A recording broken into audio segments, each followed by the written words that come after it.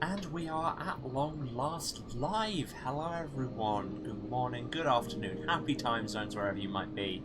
And welcome, I'm Emma and welcome back to Sunless Skies. It's been a hot minute, but we are back. During which time I went on holiday and got vaccinated and got the most stream appropriate shirt ever for this game.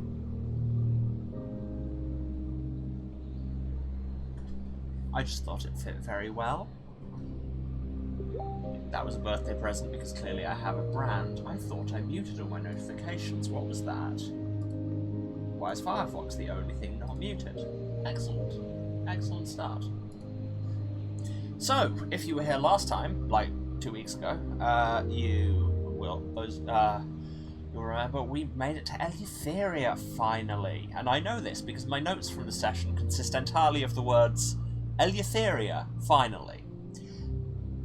That's all I've got. We went to Eleutheria, where we got a new train. We went to Pan, we went to the House of Rods and Chains, which is built inside the corpse of a crab angel, because, you know, that's how this game rolls. And yeah, I've still got a bunch of places to find in Eleutheria, so let's just dive in, shall we?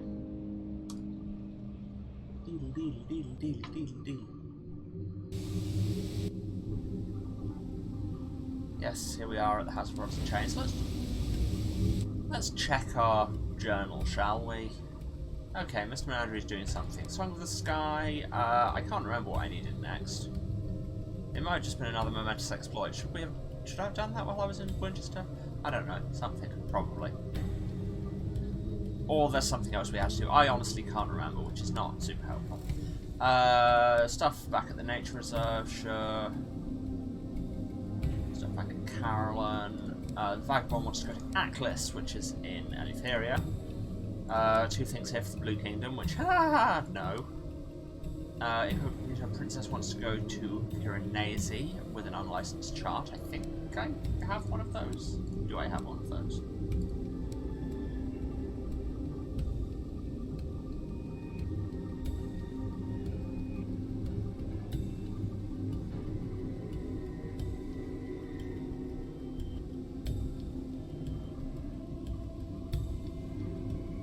I do not appear to have one of those. That's not super helpful. Excellent, excellent, excellent, excellent. Good start.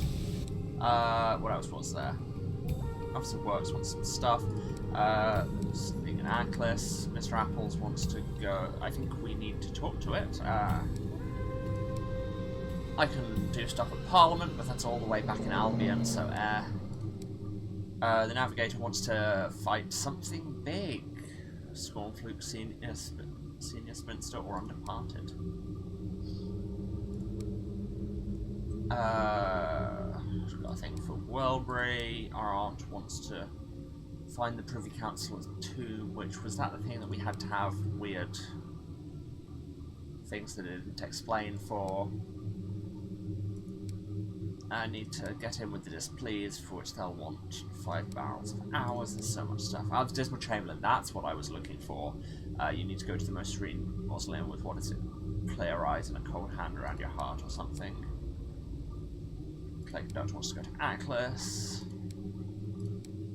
There's stuff to do with explosives back in the reserve, and Eagles Empyrean want a poor report from the House of Rods and Chains, which I have now. So, first things first, let's talk to Mr. Apples. The corrupterous hoarder has cloistered itself within its room since you delivered the fluids. Peculiar scents. Wildflowers bathed and brined in bile radiate from under the door. Organs of its labours, perhaps? You should check on it. You find the corrupterous hoarder darting between stations, each of them set with glassware like something made by a deranged glassblower and filled with nacreous reagents. I once tried to hold immortality in a bottle. Cider. But it wasn't the same. My customers were convinced, but I knew the truth. You can't just drink eternity. It goes away, you see. But this is different. I got the idea from an associate of mine. They liked spices. I thought, what if? The corrupterous hoarder jabs a finger at the ceiling. What if? And then I thought, why not? Those massive eyes turn again to you, brilliant as filigreed eternities. Will you be my first subject? I mean, this is probably a terrible idea, but this is what I do on this. I don't know why this whole game has just turned into letting numinous beings mess me up, but that's clearly where I'm at. So yeah, sure. You took to the high wilderness for adventure, or at least rare and irreplaceable experiences, right out of the gate. Yes, indeed. Oh, also, chat. How's the audio? Basically, is there too much background noise? I have a fan on because it is far too hot here. And it's going to be far too hot for the next couple of months, so yeah. I sound fine? Excellent, excellent, excellent. Because I have a fan and it's very loud, but like the microphone field should exclude it mostly. Cool. Anyway, yeah. The Corruptorous Hoarder is ecstatic with your decisions. Its speech degenerates into piercing, albeit rhythmic, shrieking. The experiments can begin when you're ready. Oh, and it's warming to us. Yes? Yes, we are ready. At least as prepared as anyone can be. The Corruptorous Hoarder is careful, even compassionate in its handling of your person. Almost like you were a cornerstone of its collection. Come on! Come on! It leads you aside, away to the things it planned. Every experiment requires a subject, a scientist, a series of steps performed in a precise order. What comes after this? Hopefully the Corruptorous Hoarder knows what it's doing. First it will have you strip. Okay. Wow, we are just straight out of the gate. This is not uncomfortable at all. The Hoarder treats you like a canvas, like a haunch of meat to be prepared for a royal feast. Your nakedness of less interest to the Hoarder than its palette of reagents. You are meticulously salted, rubbed down with granules of something that smell richly of black earth and bathyal lipids. Your skin begins to pull from muscle, tugging, straining, tight as an unwanted carapace. Just as the sensation becomes too much, the Corruptorous Hoarder plunges you into a decoction made from the gland of the messenger corpse and its pulped parasites. Is he going to turn us into a crab angel? Because I'm here for it. Hold your breath. Almost! Almost! Trills the Corruptorous Hoarder excitedly. When it judges you adequately marinated, the Corruptorous Hoarder migrates you to a box too small for you to do anything but lie curled embryonically. Inside there is neither light nor gradation of time, only a mute nothing. Perfect. Perpetual. Here you rest, steeping in sweet smoke. A century, or a caught breath later, you're rescued and unfolded. You are desiccated, your flesh is hashered, you can only taste salt. Something is gone. Some recent memory, some new knowledge. It's impossible to tell what. All you know is that it is missing. A cavity that once held something of importance, like the hole where a tooth might have rested. This was likely not as planned. Lost some XP. It was not an unmitigated success. Well, let's go talk to it again. Ever since you took part in its experiment, the Corruptorous Hoarder haunts you, forlorn, endlessly murmuring of its failures. If you're ever to have peace again, you'll need to distract it. It'll go away, like everything. Melts away. It traces the longitude between your wrist and the spoke of your elbow, its touch ethereally light. The Corruptorous Hoarder's ears droop. You will continue, but what's the word that I should say? Repentance. I am very sorry. A gift will follow. Regardless of your answer, you find a firkin of red honey balanced against the door to your cabin the next day. Okay, so we can keep it for smuggling. Or just drink the honey and see what happens. Better to inhabit a dream while your mind fills with the agony of transformation. Yeah, sounds about right.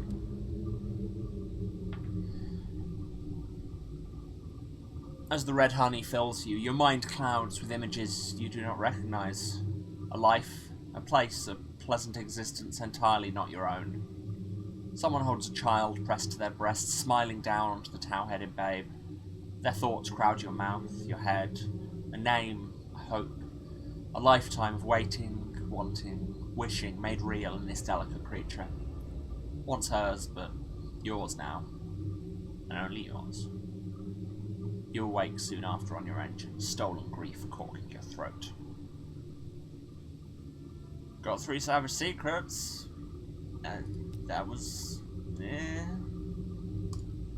Hello again.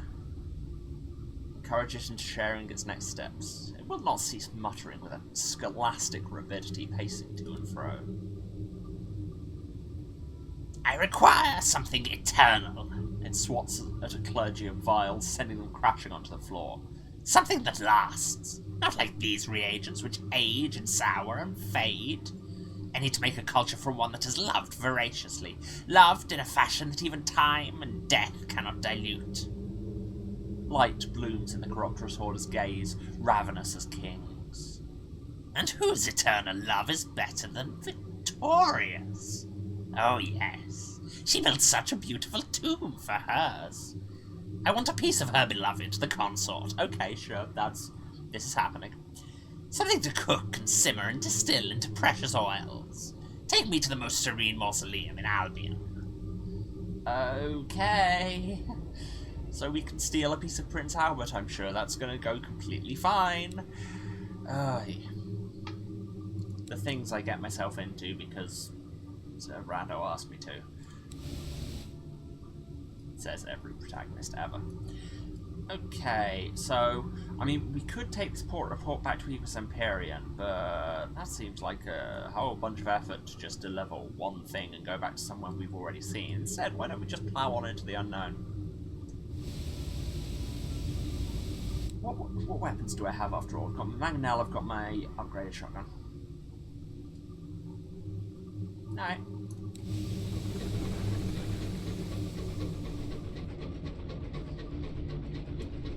Let's just see what we find.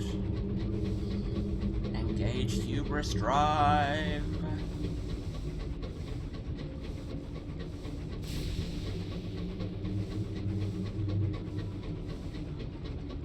There's a horror. I don't know what it is, but it's glowing red, which is good. Oh, there's some crates. Love me some crates. Crates of supplies. The good kind. Okay, there's something down there. Should we go and investigate what it is? It is interesting now that it doesn't tell you what the scouts found, which I suppose is fair. You know, how much detail does an owl usually give you?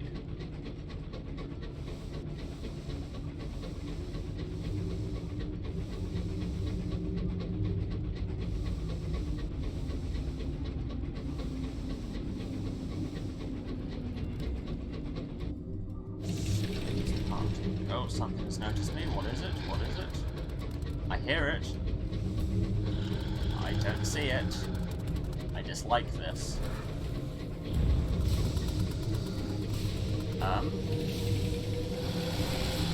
I'm sorry, what? Ah, the attention of the halved? There's an eye? I'm leaving. I'm leaving. I'm leaving. Going this way. I'm leaving. What was that? But more importantly, I'm leaving. Grab some fuel, love it.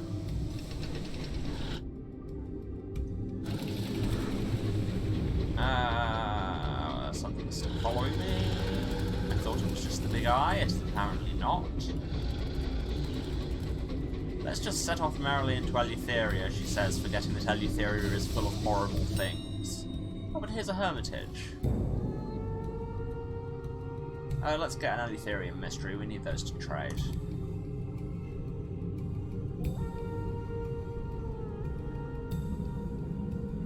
The hermit whispers to the darkness. They pay you no mind as you look at their few remaining possessions.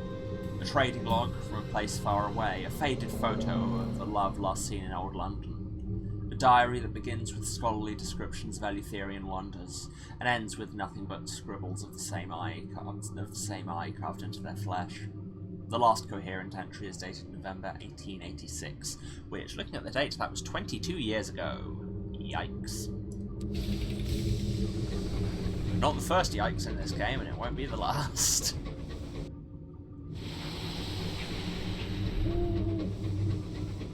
Owl away. Owl just... Ooh, two things down there. Is that something? I don't know. Ah, there's so many things. There's lots of empty space in Eleutheria, but also apparently a lot of things. What's this? Let's harvest it. Got some... Oh, some amber for trading at the House of Rocks and Chains. That's good. Question mark? I don't like these things. I don't know what they are, but they threaten me. I don't like this noise. There's so many things here I don't like. What was that? I'm gonna settle on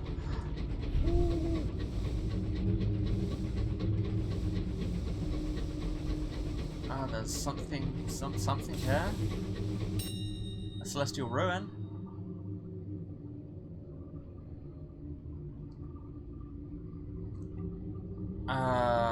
Trade visions of the heavens for a moment of inspiration. I mean, those are good. Yeah.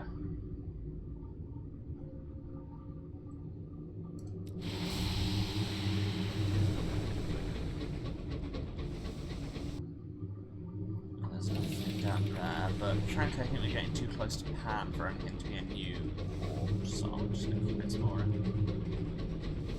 Because yes, I've seen and heard a bunch of horrible things, but nothing's killed me yet. Come at me, Eleutheria, she says incredibly unwisely.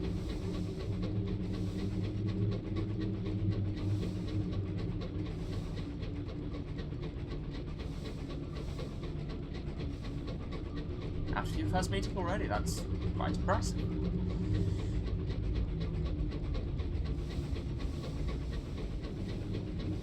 Eleutheria, please don't get me actually sued by Disney in the chat. We all know their lawyers are everywhere. Hi, Disney lawyers.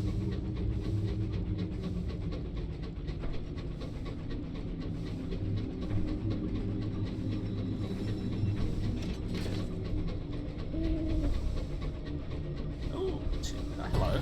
Oh god. Get shot. I said get shot, not do shoot. No, again, you're doing shoot. Oh, and looks like both these are just regular scribe spinsters? Spinster's Garden, okay, yeah, that makes sense. That's why there's 4 of them. Okay, this is unwise and I should move. But maybe there's something through here, like... extinguishments? What? What's going on? There's something around this way.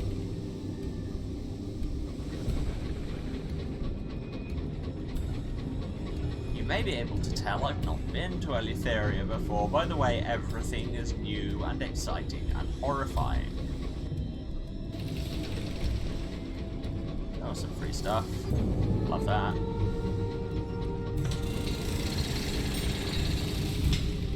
Some hours, crockery.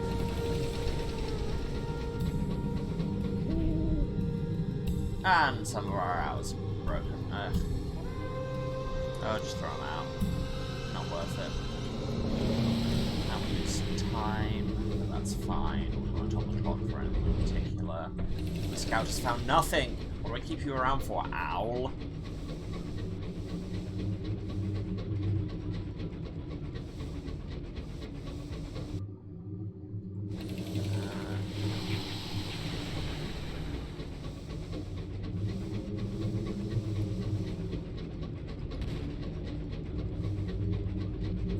There you go, anybody whose bet was on 22 minutes for when I would first accidentally fire my shotgun for no reason wins it. Sweet mercies gather.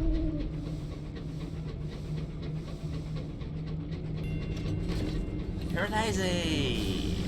Hey! Thank you, Scout. That is what you discovered, but so did I, so, you know. Clearly your job isn't that hard. The Niobe Seclusion. That's a strong name, and possibly like a Ken MacLeod book. A mansion of immense size, surrounded by acres of neatly kept garden. It is tranquil here. In fact, it appears utterly devoid of life. Polyhedric sculptures, the dimensions eye-wateringly off. Grass of uniform colour and uniform length. Placid canals crisscrossed at right angles, all bisected by a pale gravel path leading to the door of a broad, ivy-shrouded mansion. Only its lack of windows betrays Piranesi as a prison. Utter silence bar the crunching of gravel beneath your feet. As you approach, you take note of a tiny cottage incongruously nestled beside the mansion like a louse. A curtain twitches. Well, let's go in. The prison is locked, but the cottage door swings open at your approach. The only sound in the cottage is that of a teaspoon clinking against porcelain. A group of brown-robed figures turn to regard you. One, grey-haired, grey-eyed, offers you tea. "We are the chaplains," she says. "Our role is to help inmates reaching egress. You must understand, none may leave Piranesi unaltered." "We can be your guide," pipes another. "2 tours per visit. Choose your chaperone and take care to follow the rules." Piranesi is a treacherous port and not amenable to low-level visitors. Great. Great. Very cool. Why do we need a guide? The grey-eyed woman sips her tea. "Do not attempt to judge size or distance here. Piranesi is unmapped and unmappable. There are only a few areas we know how to reach." "I'll show you the statue garden," says the bearded chaplain with kind eyes. "Good start. Where I help prisoners achieve redemption." "I know the warrens." Beneath the shadows of the third chaplain's hood, you glimpse a slithering mass of disturbed flesh. He says nothing more. The final chaplain wears round spectacles, but his eyes are gone. His grin threatens to break free of his face. Come with me! Oh, please, I am so very bored."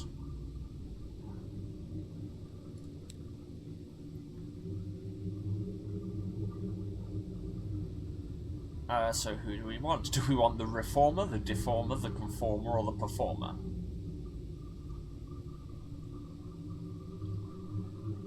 Is it a nice reference? I am ashamed to say I don't get it off the top of my head. I feel I should. I recognise Piranesi as being a thing, but I can't remember where from.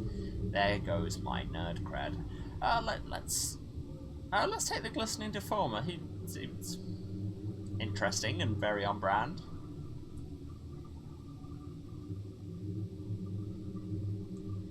His hood hides the worst of him. A knotted, multi-jointed limb unwinds from the glistening deformer's sleeve. With surprising dexterity, he plucks an iron lamp from a high shelf. "Follow me," he commands. You follow him out of the cottage, up the gravel path, to the doorstep of Piranesi. Footprints are worn into the stone. He has no key. Piranesi drew impossibly vast architecture. Oh, okay. I have to look him up. He has no key. He unfurls a notched, scabbed finger from his unpleasant limb and slides it into the keyhole. The door opens with a click, and you follow the deformer into the dark. Piranesi is, of course, bigger on the inside. The deformer's lamplight stretches only so far. You catch sight of dizzying spiral stairways, columns clad in chains, walls grooved by trickling water. The deformer lurches ahead, breath steaming in the cold air. After a few minutes, you are halted by some toppled scaffolding. "Piranesi has 3 rules," says the chaplain, helping you climb over the obstacle. "The penalty for breaking them is incarceration. And the unwritten 4th rule is the chaplains are forbidden from explaining them to visitors, so I'm afraid you must discover them yourself. Tread carefully in the meantime." Great. Very cool system. Love it. Well, keep following. The warrants are not far now. I cannot wait to show you my work. Further into the prison, you begin to see inmates. Faint lights shuffling across distant bridges. Hunched figures with lamps chained to their wrists. See those lamps that the condemned carry? Asked the deformer. They impose a distortion of distance. A prisoner's proximity to the exit is determined by how much they have changed since they entered. The more they change, the closer they are to freedom. Some are more mutable than others, and severity of sentence may vary. The deformer raises his lamp over a cavernous well. Light does not reach the bottom. Those cast into the deepest reaches must change beyond all recognition. Deeper into Piranesi, the deformer takes down his hood. Tangled flesh recoils in the cold air. He has eyes in all the wrong places. A dozen different varieties of mouth gulp in unison. Better. Tension has drained from his voice. Welcome to the Warrens. You descend into a brick-walled pit larger than a quarry. At the centre stands a colossal column honeycombed with tunnels, the holes so small you couldn't squeeze an arm inside.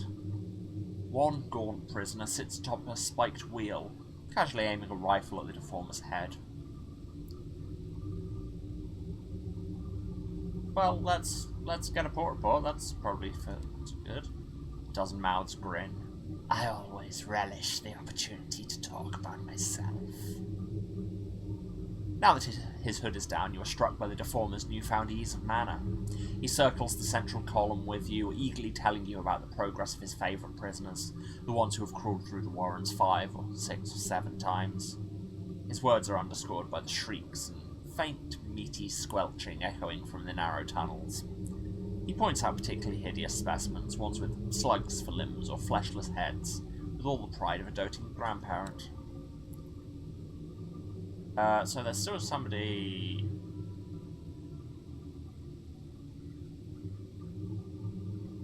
Oh, thanks for that link. I would definitely check that out.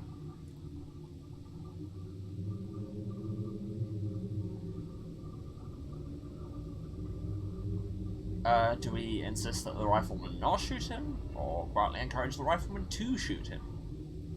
No, let's not shoot. It wouldn't do to have your chaplain's head blown off this early into a tour. The rifle-wielding vigilante is a gaunt fellow, eyes deep-set and gleaming, cheekbones sharp as cut glass. His curly hair would sit much better on a fuller, healthier face. On hearing your protest, he pulls the trigger a few times, generating a chorus of unassuming clicks.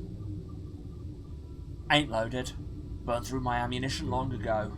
Said this. He points at a bullet hung around his neck on a length of string, saving it for a rainy day. You notice the deformer gazing thoughtfully in your direction with at least 3 of his eyes. Perhaps he appreciates your intervention on his behalf, however unnecessary. Now, what deference to the deformer, okay. Gives a hand, he says. I need to change if I'm to escape this place, right? I'm a stubborn fella. Not one much prone to introspection, if you catch my drift. He gestures hopelessly at the Warrens. I need to have a shape in mind so I can crawl through, or else I'll just be squished to mush. Any suggestions? Sure. That sounds like something we can probably help with. Vigilante salutes. Much obliged. I'll be here if you think of anything. We have moments of inspiration. We can do that.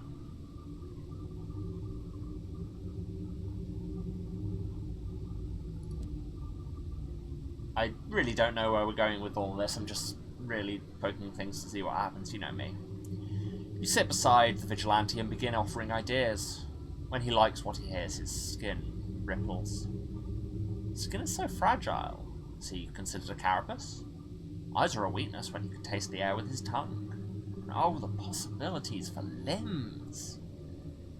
He objects to some of your proposals, agrees enthusiastically to others. Finally, his imagination stoked like a fire, the vigilante thanks you and begins to crawl into one of the tunnels. You leave him to his privacy as he threads himself in, inch by crunching and convulsing inch, Well, this is all super gross. Just putting that out there.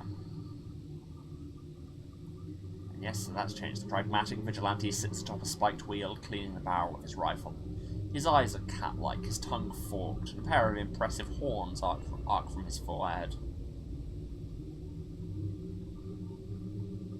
Right, so we can only do that once every 2 weeks or so. Well, let's... And we've only got a 34% chance of convincing the vigilante to give up on that plan, so let's not do that. Let's just keep going with the Deformer. The Deformer has stumped off to address a cluster of prisoners clinging to the central column.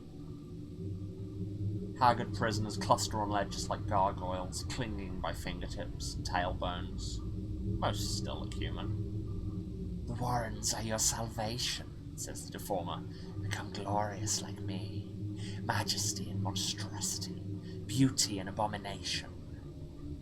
One shivering wretch hops down. "A volunteer?" asks the Deformer in delight, nudging him toward a tunnel far narrower than he is. What is this Amigara folk bullshit? But on seeing the tunnel, the would-be volunteer changes his mind and backs away. Let's persuade him. The Deformer looms over the poor fellow. "How do you expect to escape from here without the will to transform?" Oh, we can fail, that's good too. You offer words of encouragement, but as they leave your mouth, they sound like platitudes. The volunteer backs away further. "If I'm going to alter myself, I think I'd be better off taking up carpentry or something," he says. The other prisoners drift away. The Deformer shakes his head sadly. Oh no. We have now annoyed our guide.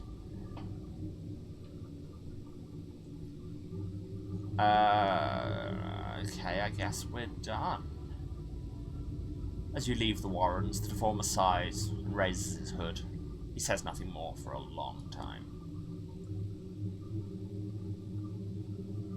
Yeah.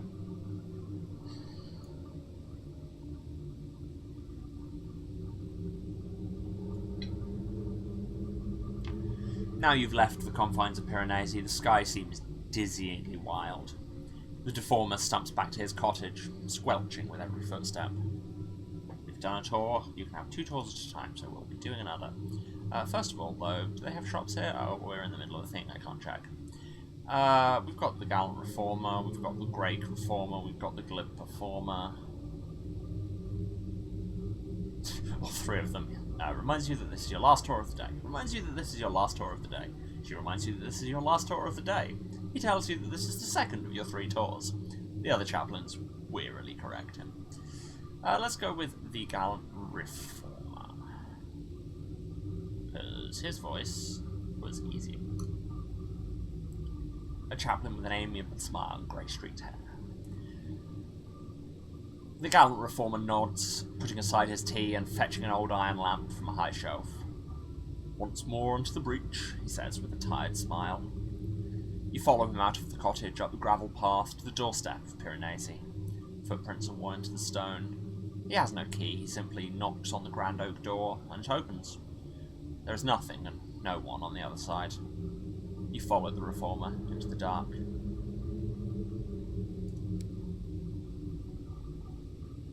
You stroll with the Reformer through a forest of jutting stone limbs and impassive heads. A haunting refrain echoes. Somewhere, someone is playing the flute. Miscellaneous items scatter the floor. A sledgehammer, a toy soldier, a spinning wheel, a half-eaten jar of honey, canvas. Perhaps discarded by previous prisoners, perhaps provided to provoke or inspire change among those still entombed. "Change needn't be bad," says the Reformer. "I try to help the prisoners improve themselves." Well then, shall we begin? The Reformer rings a bronze bell. Prisoners gather like fireflies. The Reformer moves between prisoners, fixing them one by one with an inescapable stare. For each, he has questions. What are your regrets? What sufferings have you caused? Answer honestly, it's the only way you can escape. After that, the questions become specific, forensic. When the prisoner runs out of words, he quickly moves on and subjects another to his relentless interrogation. When he comes to the fifth prisoner, he steps back and nudges you.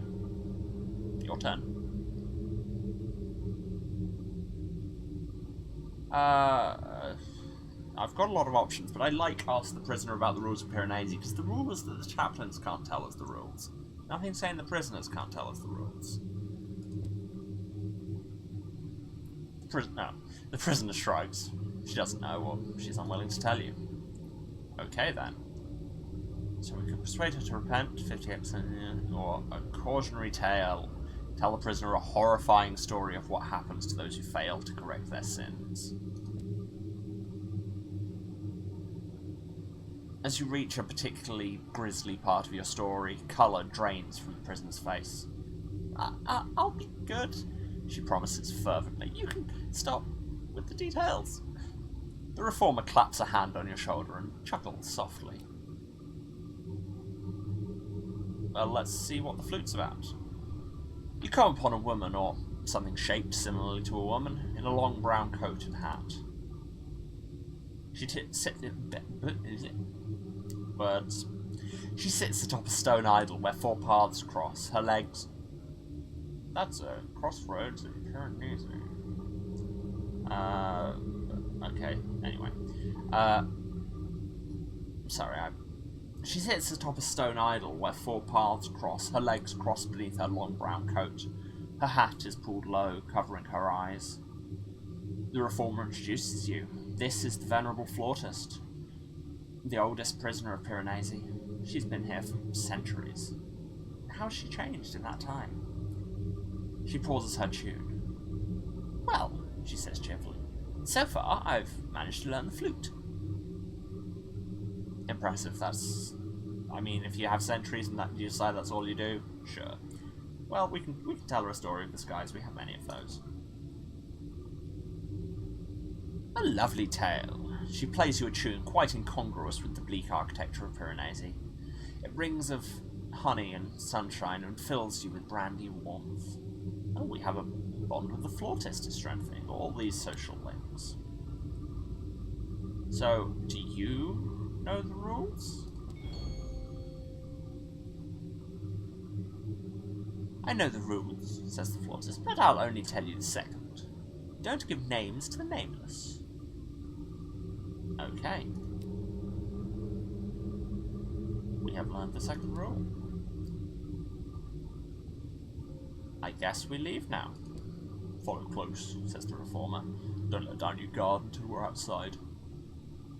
The reformer pauses beside an unlit candelabra and pulls it like a lever. A section of wall rumbles aside, revealing a staircase. A shortcut, he explains. It's a classic.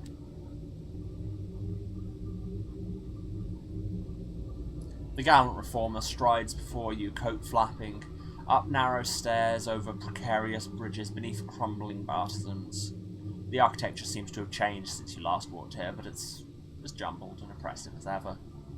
You pass a squalling thing clinging to the wall. It lacks structure or substance, except its stark eyes. What was my name? It mules. In the words of Gary Always, what is this thing? It stretches a vague, pleading limb in your direction. It lost its identity without discovering a new one, said the reformer sadly. It has changed, but not enough. And it's diminished far more. Ignore it. There's no hope for it. Well, let's tell it a story. We have stories. And we are a writer. The formless thing listens, silent and rapt. Is it your imagination, or has its shapeless paw separated into a five-fingered hand? At the conclusion, it bursts into tears and begs for another. But your chaplain already grows impatient and tugs you away. It shouts after you, its voice stronger, clearer. There's a bit of terror? Okay, cool, we've had our tours. You repeat your 2 tours of Piranesi. As you exit, you hear the door lock behind you. Are there shops here? Yes. They're selling variety in gemstones cheap. Or for regular money. But not fuel or supplies, that's not ideal. What prospects do I have going at the minute? None. Excellent. I'll just buy one cask. They sell well. They sell for like 400, so we can do that. Right, off we go. Slightly concerned that I didn't even see the possibility of the thing for the princess.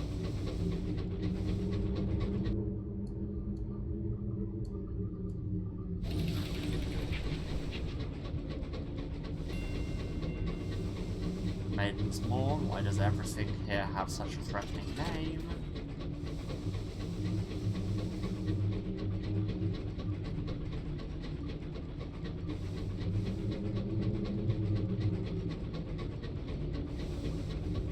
Oh, you looked up what was in the box. I've been trying to avoid wikiing this because I know if I look anything up I will immediately go on a dive and read everything in the game. Because that's what I do. See also the new Binding of Isaac expansion, which has led to me being on that wiki most of the time.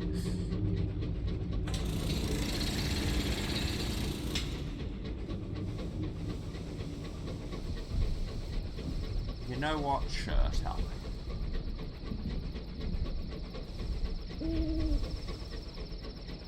Why are there so many crickets in space? That's another extinguishment. Those are probably bad, and I probably shouldn't drive into them without a good reason.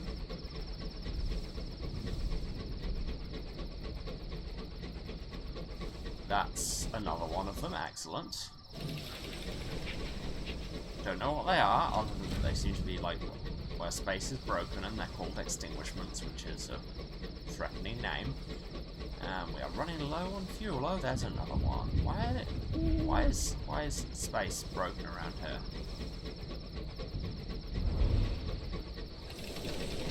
Nothing. I should probably be heading back to a more friendly port, and I use friendly in a very loose way.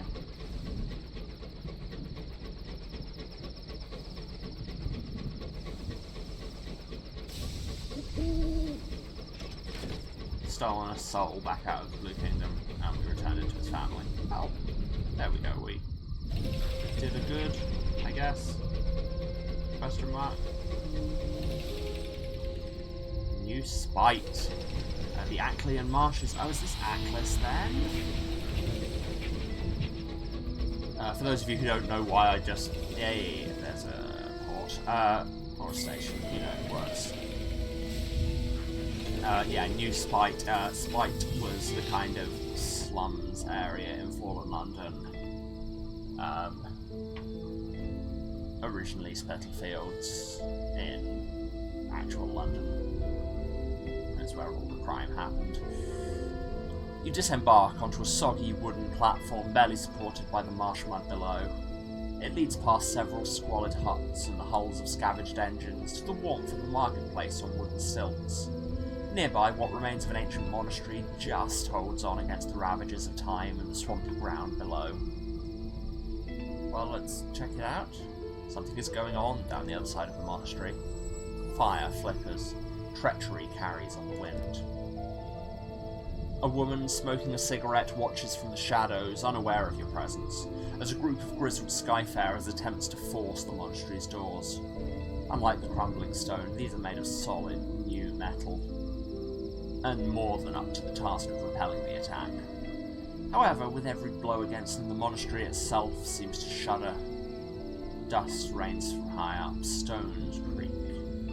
It will not take much before something gives. This is exactly the kind of thing we probably shouldn't get involved in, but we will absolutely get involved in.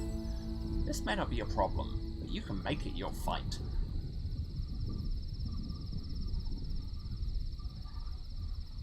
You summon a few of your crew with a wave back to the locomotive. Before you can join the attack, however...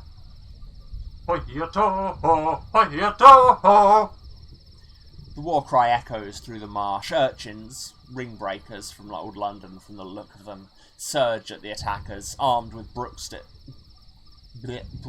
with sharp objects taped on the end, colander helmets and cardboard armour. That's adorable. In the name of the Valkyrie, they shout, launching their attack. For Sigrid! They swiftly rout the attackers. The woman with the cigarette is long gone, leaving behind nothing but the smell of expensive ash. Well, that was a thing that happened. The floating market. Rotting wooden huts on stilts stretch up out of the marshland, connected by rickety walkways and gently swaying rope bridges. Red paper lanterns line the paths, offering just enough flickering light to avoid unfortunate tumbles into the dark mud below. Ringbreaker urchins in colander helmets and tea tray armour stand to slack attention, longing for a little trouble. There's so much. Well, let's do the port report first. This is a small space, it says, in among like 8 different options. It won't take long. Everything here seems to revolve around tea and spice, and a special blend made in the monastery that nobody you speak to appears to have tasted. We are not worthy of Midnight's favour, they all tell you through unsmiling faces, before offering you a special deal on some other blend or incense that they just happen to have. Interesting. Well, let's go to the Court of Tea and Spices, since that seems important, and also I think it's where the clay conductor wanted to go. The bulk of the market is devoted to brews and incense and the almost priceless Midnight's favour. Every breeze carries a different scent. Clouds of rich scents hang in the air. Though the market is small, it's bustling with both London and native Eleutherian traders. Each cramped stall and barrow is piled high with the region's finest tea leaves, opiates, salts and spices. Let's browse. Many of the spice merchants have tattoos on their left cheek denoting what they sell. The Londoners present have yet to adopt the tradition. Although this port is mostly famed for its homegrown Midnight's favour, it's quickly becoming a trade hub for every flavour and blend of tea you could possibly wish for.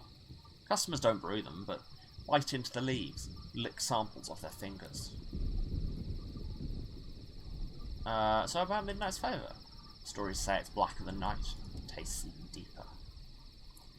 Your enquiries draw little but averted eyes and apologies that they are not worthy of Midnight's favour.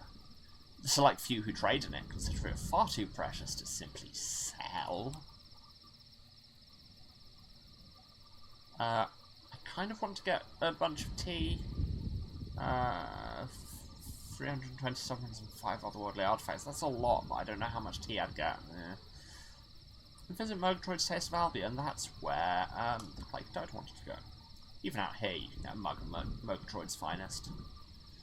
Although one of the more professional-looking barrows in the market, the Murgatroyd family's special tea blends have gained little traction. Proprietress Amberly Murgatroyd glares at you from behind a slender cigarette holder, twitching at the inconvenience of your presence. Yeah, so my conductor wanted to talk to your clayman. Have money. 300 sovereigns, that's a lot of money. Just don't let him give them any ideas, Amberly tells you.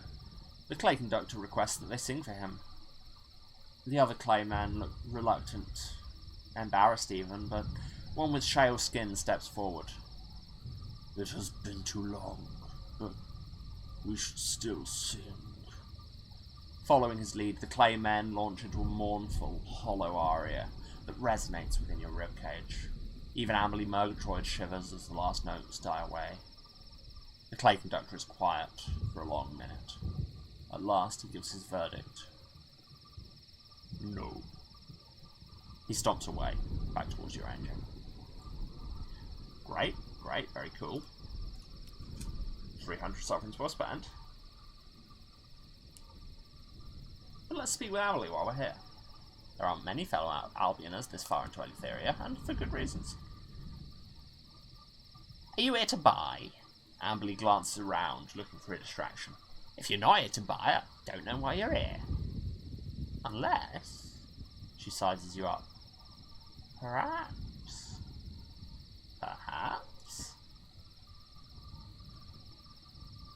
Amberly lights a fresh cigarette. I'm sure you've heard of Midnight's favour. It's all anyone wants around here. Well, I have plans to deal with that. Were you to assist me when the moment presents itself, well, I would be most grateful.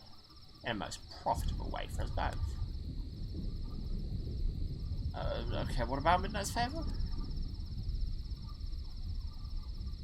Oh, we are not worthy of Midnight's favour. Amberly snaps, her tone suggesting that she's parroting someone else. I haven't touched the stuff. Can't wait to get back to Albion and never hear about it again. But I'm running the business. She catches herself. Well, I'll have my sights set rather higher than beverages. And about the urchins that are everywhere? Seem young to be in a position of authority. That little scrot and her infernal playmates. Amberly shakes her head. I'll blame the parents if she'd had any. No discipline. A few damn good spankings never did me any harm. Today's youth could do with getting to know the back end of a slipper. Just look at my sister Melusine. And about the business. The Murgatroyd Company is known for more than tea and crackers. There's little you cannot learn at their salons for the right price. Amberly looks at you with disdain. Oh, please. Even if I had time for Father's Spymaster games, exactly how much do you think one overhears on the edge of nowhere? She takes a long, pointed drag from her cigarette. Honestly, if you must waste someone's time with such nonsense, go and know my sister Melusine. I think we stashed her somewhere in the Reach, her and her ridiculous inventions. Yes, I'm sure she's nothing better to do than listen to you. Yes, she's at Lostrum, and we never ever talk to her, I don't think. 90 sovereigns for a caddy of tea? Nope. The Midnight Garden? Oh, we can get in there because we are so bohemian. Steps lead up to a wooden temple landscaped with flowers and gravel.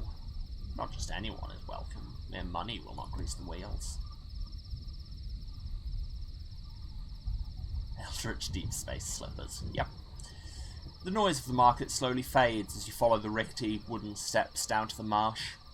Bohemians calling themselves midnight connoisseurs have built a wooden pagoda overlooking the monastery to savour the taste of the leaves that grow within. Ah, we're not enough of a connoisseur of fine teas. But we can ask them about it. How good can it be? You would even ask? This place, so close to its presence. The midnight connoisseurs stare at you coldly from behind their teacups. Alright, you made your point. Let's go back to the main market. The House of Silks. A sleepy warmth oozes through the curtains. Admission is free. What awaits inside is negotiable. The curtains part with a sickly sweet breath of incense. Velvet wraps the inside of the hut like a fine chocolate box, with silk curtains delicately hanging down to provide translucent privacy for guests. Behind, the shadows of wealthy traders lie in the embrace of soft, well-plumped cushions, gently sipping from bronze hookah pipes until their eyes and troubles are somewhere else entirely.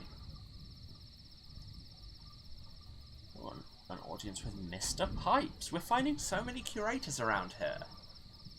The hooded proprietor keeps to itself at the back of the house. A particularly large hookah pipe delivers smoke into the darkness of its cloak. A gramophone beside it quietly plays a Bach concerto. A serving boy returns, bowing apologetically. Mr. Pipes is relaxing and has no interest in either chitter or chatter. If you have business, you may present it to one of the staff, otherwise his master encourages you to avail yourself of the facilities. Okay, but we have this seal from Mr. Barleycorn. You know. A serving girl takes the wax seal to her snoozing master and whispers something into its cloak. A moment passes, and she returns with a certain amount of trepidation. My master trusts that this is what you require. May it do you some good, or at least no harm. Oh, we have a new seal to take back to Mr. Barleycorn. All the curators can meet each other. Let's speak with the relaxing lieutenant. He sits stiffly in full dress uniform, awkwardly sipping from a hookah. Blaster, don't suppose you know how these... Ah, thank you so kindly. He takes his first real puff from the pipes and coughs. Don't suppose you've seen a captain of mine, have you? About this high, so wide. Last seen heading into these damn marshes on some wild goose chase. Well, if you do, you should know that there's a bit of a reward on offer. Silly old bluffer gets lost just walking up and down our train. Okay. Do we want a hooker? Yes. The cushions are soft. The honeyed incense is sweet. You settle down next to a fellow captain, a tea trader from the Blue Kingdom, still smoking through her death mask, and a figure who prefers to keep their identity private. There is little conversation. The incense is strong, and each breath from the hooker only serves to wrap the world in fresh, warm layers of cotton wool and half-remembered dreams. Lost in Terror, our incense dreaming quality is now 1167. Whatever that means. Do you have Midnight's favour? The serving girl shakes her head. We are not worthy of Midnight's favour. Perhaps. In the distance, her cloaked master raises an arm, or at least a sleeve. Just a little. Summons. Excuse me, please. I'm beginning to guess that nobody was worthy of Midnight's favour. But you know what? I bloody am. Let's visit the Vigilant Nightingale. An old, mostly picked-apart locomotive acts as the ring-breaker urchin's kip and base of operations. Two of them guard it sleepily. One of the urchins jabs at you with her weapon, a broomstick with a knife on the end. Friend or foe? Well, we're not going to just push past, because, yes, they are small children, but a small child with a knife still has a knife.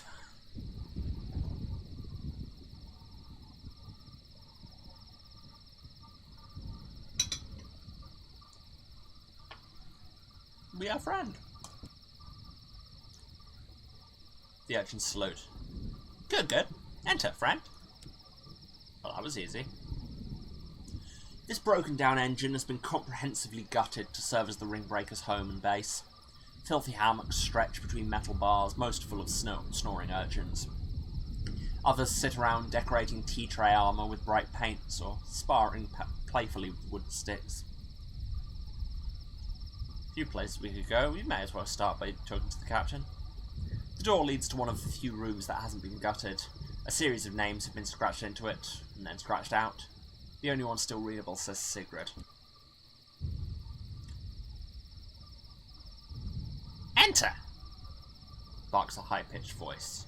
Sigrid Spitesdottir, Valkyrie of the Ring Breakers, and the closest thing this port has to law. Despite being the youngest ring breaker to be declared Valkyrie, Sigrid has the glare of a seasoned general and the scars to back it up. She sits sternly behind a mahogany desk almost as tall as she is, carefully engrossed in a copy of Sun Tzu's The Art of War. It's a show of military diligence, only slightly undercut by it being upside down. I kind of love her already. Also, in my brain, she is played by Tiny Tina from Borderlands. So why are the urchins the police here? Sigrid's face is a mixture of pride in her job and irritation at being questioned. Don't just be thinking we're a bunch of kids. You hear of the Valkyrie? Greatest warrior in old London, she was. Yeah, well, in her name, we kicked out the old bugger what brought us to the wilderness to clean out his chimneys or whatever, and now we've a home. Can't blame us for wanting to protect it, right? Even if it is a bit damp in bits. Of course, she says. Can't stay here forever. Rule one of the ring breakers. When you're old enough, that's when it's time to go out and find fortune out there and find others to fill their places. Well, welcome, just gotta swear by our code and they're welcome to grow our muck. At least as long as they don't fart too much in their sleep. The monastery, though? Never been in myself, Sigrid admits. Them Bohemian types in town are said to know a way, but it ain't through the front door. Anyway, without the teeth in the place, we'd not have much fun. Reckon we'll keep defending it. The Valkyrie don't need tanking. Midnight's favour? Yeah, like them snooty Bohemian types. Let's try this stuff. Sigrid shrugs. No big problem, nothing wrong with juice, not unless you drink it after brushing your teeth. Just don't brush them, that's what I say. Probably bad for them anyway, working them over like that. Seems legit. Solid logic there. Thanks, Sigrid. And the War of Midnight. What's going on between her crew and the attackers? There are attackers? Have I missed something? Sigrid's face darkens. Shouldn't have let that Amberly Murgatroyd get a boot strike after striding into port. We know it's her trying to destroy the Midnight Tea, so everyone will buy Daddy's old scrapings instead, but she's tricksy. And with them clay men of hers always around, we can't go accidentally pushing her off into the marsh. But we'll get her. Oh, yeah. Okay, well, that was a lot. We can train with them, but mostly I think we're going to get stabbed. The brig. A series of iron bars have been welded into the stern, ready to hold anyone who might do the port harm. A mix of angry, doleful, and drunk eyes stare back at you from the darkness. All the prisoners here have been stripped of their underthings. The ring breakers do their best to keep them happy by regularly throwing them boiled sweets. It doesn't appear to be working. That tracks. Okay, we're good. Question mark. No, that was the wrong button. A prominent statue. It sits in the middle of the dock, untouched by chalk scribbles or damage. A couple of tattooed spice merchants lean against it, quietly eating their lunch. The mysterious founder, it can be assumed. If not someone else, equally important to the market port. They look somewhat more imp than man, with a flag on their lapel that matches the crest on the nearby wreck of the Vigilant Nightingale. Peering closely, there's a plaque between the figure's feet. Someone has scratched out all the details. Perhaps the subject themselves, preferring to maintain a sense of mystery, or plausible deniability. And let's go to the monastery. The path is narrow and poorly lit. Not many venture this way. Petrified veins run down the side of this ancient structure. Two giant, featureless doors block the crumbling entrance, far too large for any human to open. The metal is unfamiliar, but resilient. Unfortunately, the same cannot be said of the monastery itself. The ages have not been kind. So we would need more flaws in our soul to go there. Okay, that's interesting. Let's go into the marshes, see if we can find this captain. A pair of urchins guard the path out of the market. Wouldn't, warns the older of the two.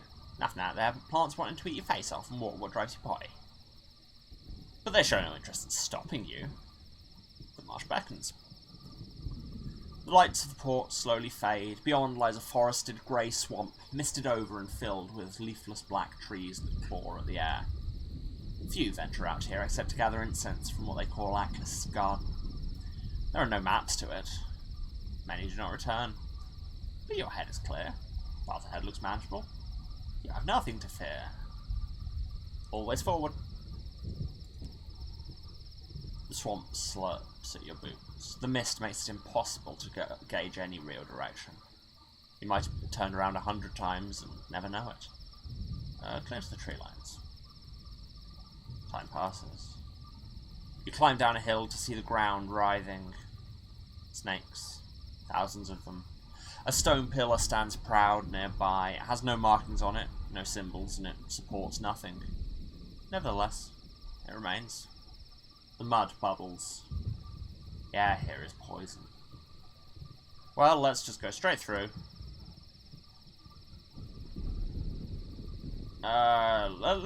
Let's go north. We hunger so. Your instincts push you in that direction. Yeah, I bet they do. The remnants of an old bridge stretch into the mist. Most of it has already been taken by the mud. For a moment, things are peaceful. A dull ache begins beating behind your temples. An encounter! Something looms out of the marsh mist. A siren without rock, a mournful figure of chipped glass, cracked and shining in the light. She gazes at you with a quiet helplessness, beckoning you closer. Let's portray... Oh, I love that this is there. Is there a strategy for the marsh? Maybe. I have as much clue as anyone. Probably less clue than a lot of people. I love that this is an option. Protest this tiresome cliché. Why are seductive monsters always female anyway? The naked lady sits patiently as you complain about the gender politics of mythology. Oh my god, this is... I've had this interaction many times, except they're usually not naked.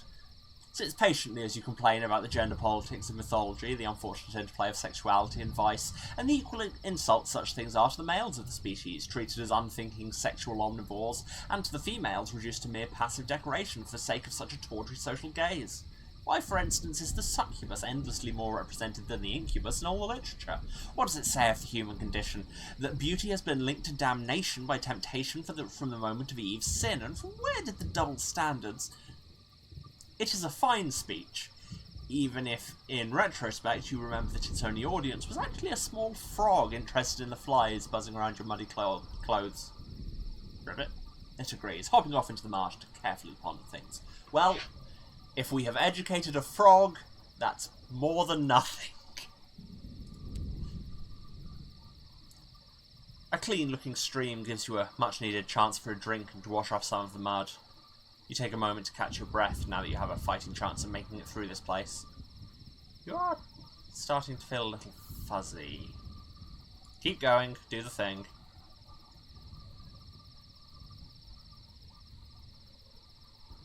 Yeah, let's keep going north. The only way forward is to forge through a bitterly cold river.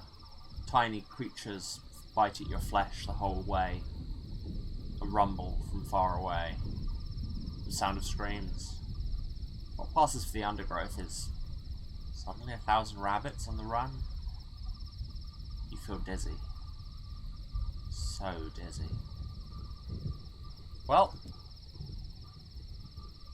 let's follow the water. Well, currents have to be going somewhere. Another clean-looking stream. Your stomach rumbles. It may have been days since you'd last ate. Or weeks. With no day cycle, it can be hard to tell. The marsh gash shimmers in front of your eyes and stings. They bleed tears. Keep going. Follow the water. The deeper you get, the darker the marsh becomes. The damp challenges your meagre supply of light. Your stomach rumbles. It may have been days since you last ate, or weeks. With no day cycle, it can be hard to tell. You step through a cloud of hallucinogenic spores, sneezing colours. Another encounter!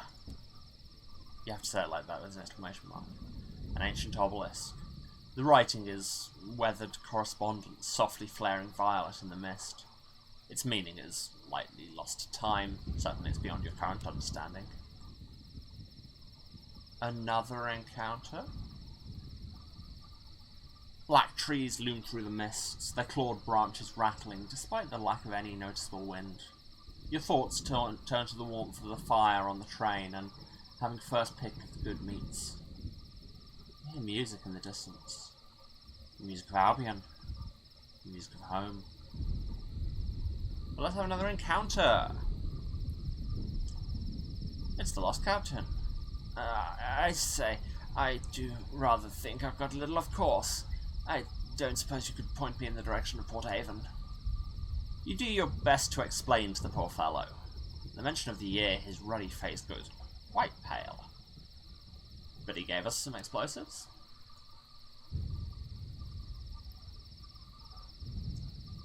Edging past a fallen tree, you narrowly avoid having your hands severed by the snap of a particularly hungry plant. A batch of spore-throwing plants spits their poison in your direction. The air is liquid. The floor is gas. The meat is tender. Well, there's another encounter, so let's try that. Queen of Hours. Someone splashes towards you through the marsh, bent with hurry, wearing broad skirts of black and gold. The mist lifts. It can't be. It's the Empress herself, her renewed majesty, forging through the mud with her skirts raised around her royal ankles. She looks at you, and her eyes are bright as suns.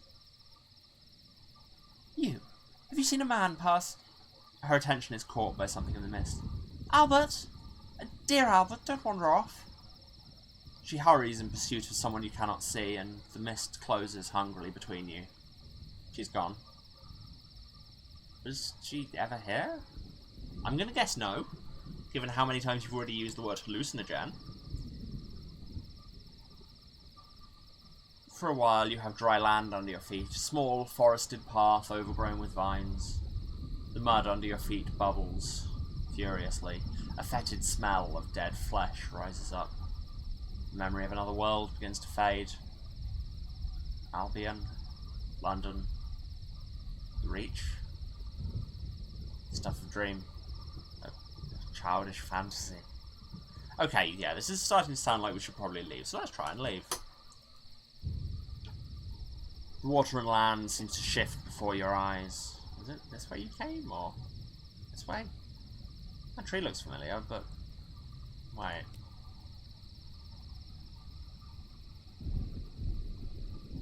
The marsh seems to go on forever. Increasingly it feels as if it's actually night. A toad hops up on a rock, watching you stumble around with an evident sense of amusement.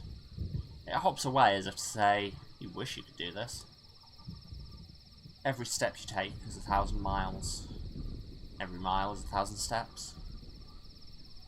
No, seriously, let's try and get out. You emerge from the marsh, much to the surprise of the ring-breaker urchins guarding the torchlit entrance. Still, it will be a while before your head's ready for another trip out there. Yeah, I didn't want to just, like, find out that you die if you do enough. Oh, it says not doing it for a while, but I could if I wanted. What shops have you got here before I do things? Cheap bronzewood, fuel and supplies.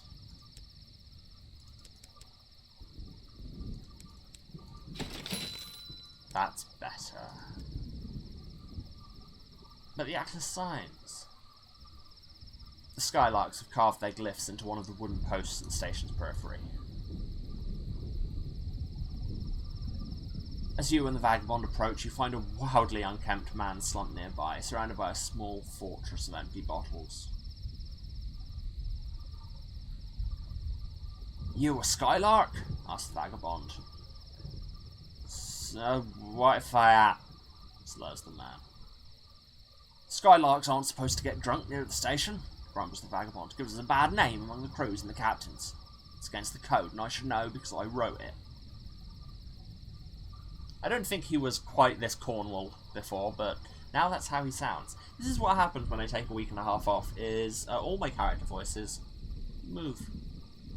I'll probably find his voice again, only now it will be somebody else's voice.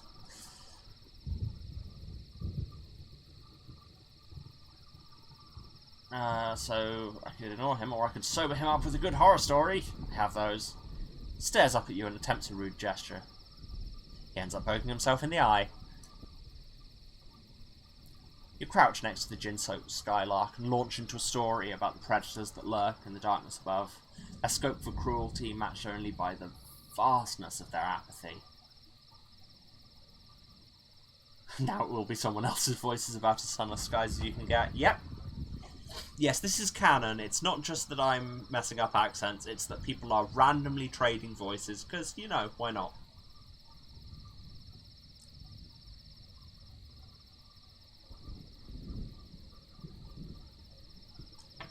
Very much the Night Vale moment where they change a voice actor and they're just like, well, you know, throat spiders. In the face of unimaginable omnivorous scorn, you say, the only thing we can cling to is a code. To abandon the Skylark's code is to subside. By the time you're finished, he is pale as a bedsheet and apologises for his inebriation. The vagabond chuckles and claps you on the back. Yeah, he likes us. You crouch beside the post and examine the signs that have been carved down its length. Stick man above 3 squares tells us that Atlas is a good place to fence stolen goods, translates the vagabond, tracing signs with one filth-blackened finger. 3 lines connecting the badge and the sock means the local police are urchins. The pipe and the smiling face mean you can buy good tobacco at below market rates. I can't. Tobacco is nothing you can trade in this game. Search for the sign without meaning. If Quivers was right, one of these signs doesn't have a translation. The vagabond hands you his codebook. Comparing the signs scratched onto the post in to the vagabond's well-worn codebook, you find one that lacks a translation. Circle, within spiral, within teardrop. Wow, we are going Junji Ito today. A sign more intricate than those that surround it. When you point it out, the vagabond whistles. Well, that's new, he says, pulling up a pencil stub from behind his ear and copying it. I'll cross-reference it to the other Skylark signs and see if I can arrive at a meaning. That accent went places. He slips the book back into his pocket and lifts the drunk Skylark to his feet.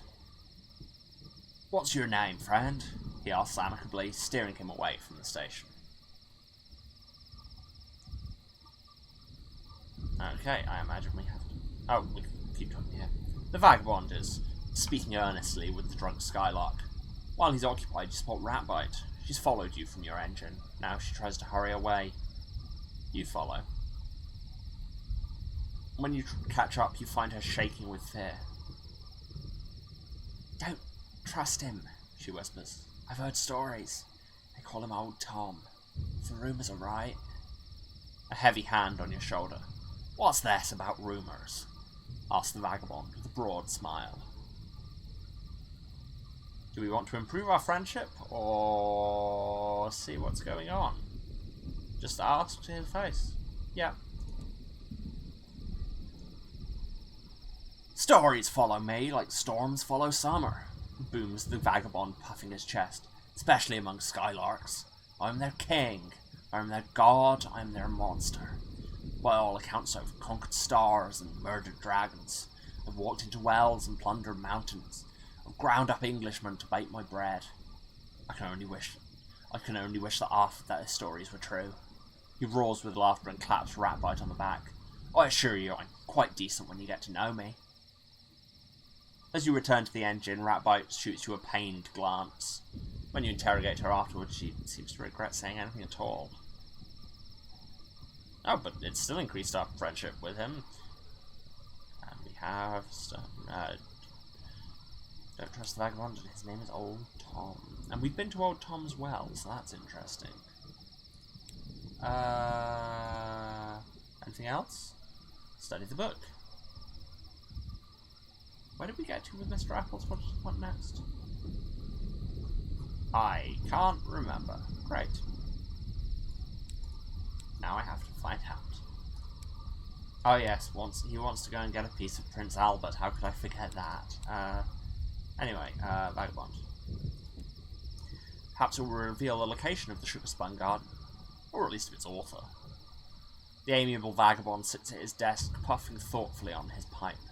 He's copied out the untranslated signs from Quivers' notebook, and added the one you discovered to Atlas. Oh, did you miss the bit about Prince Albert? Oh, yes, it was the whole start. The Corruptress Hoarder / Mr. Apples did a bunch of science experiments on me. I've transformed into something that I was not, but it's not quite as successful as it wanted. So now it needs something to boil an essential oil of eternal love out of, so we need to go and steal a piece of the corpse of Prince Albert. You know.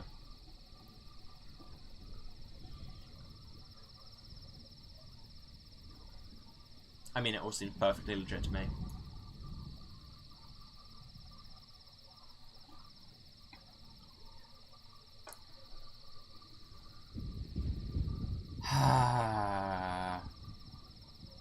I am disappointed. There are new signs, but familiar, says the Vagabond. Variations and combinations of existing symbols. We should be able to decipher them now that they're complete. Well, let's hope with that. If you leave him alone, he entirely loses focus. He'd rather spend his time playing the fiddle or getting up to mischief with the crew. I mean, relatable. He has our secrets to spare. After hours of discussion, dozens of messy diagrams, and an industrial quantity of coffee, you manage to piece together the meaning. They're claiming that the Sugar Spun Garden can be found within Old Tom's well, says the Vagabond, sitting back and stroking his beard. That must be where our man Quivers has gone. This is the last thing I expected. You ask him why. His laugh is bereft of humour. Because I am Old Tom, and I can assure you that no paradise awaits within the well that bears my name.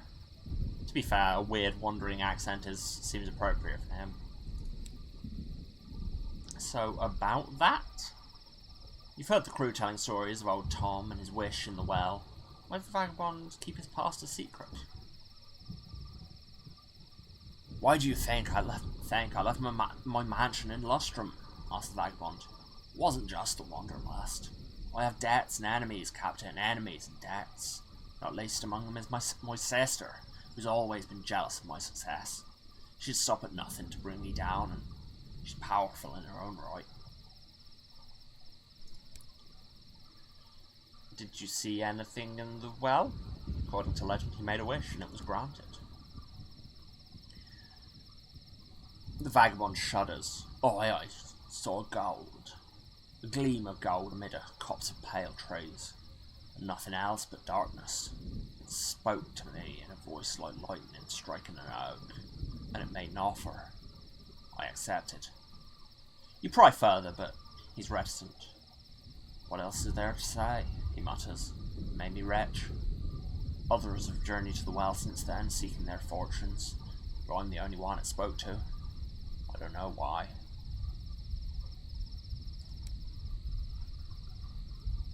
Isn't the priestess at the well dedicated to revenge? Yep. The cult at Old Tom's Well is the church of the... Can't remember what they're called, but yeah, it's all about enumerating the sins that other people have done to you and seeking vengeance. You know, that's fun. Why do the signs lead to the well? Someone's hidden a code within a code, and it points to the abyss that bears the vagabond's name. My sister. The vagabond injects a viper's worth of venom into the word.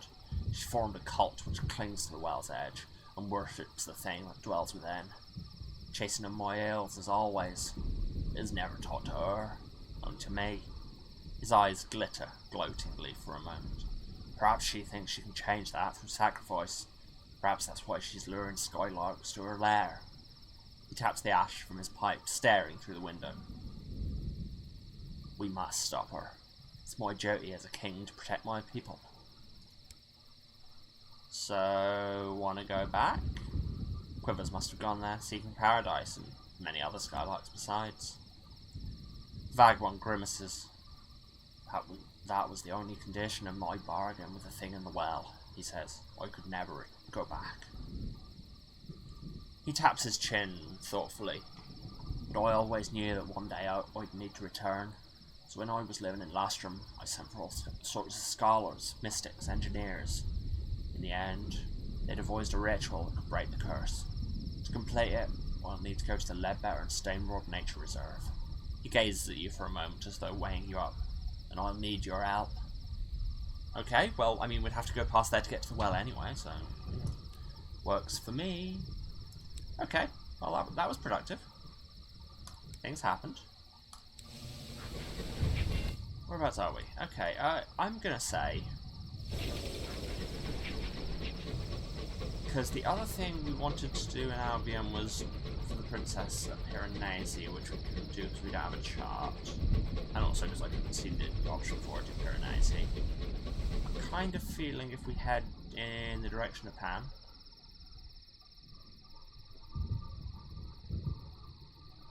And then maybe to use Empyrean to go back to the Reach. Or we'll find something else on the way.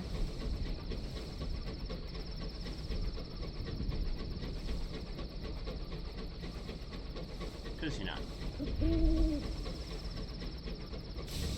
know how plans go on this channel.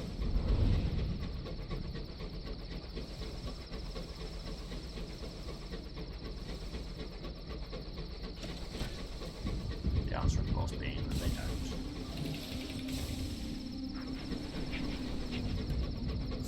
See how hubris almost drove me into that wall, but then it was fine and I saved myself. That's how we work. It's just rush headlong into things and then somehow scamper out at the last second.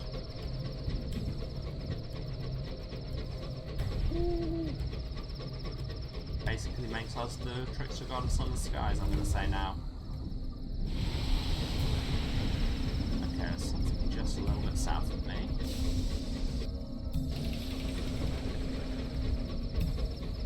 Can't see what it is. Oh, it's this.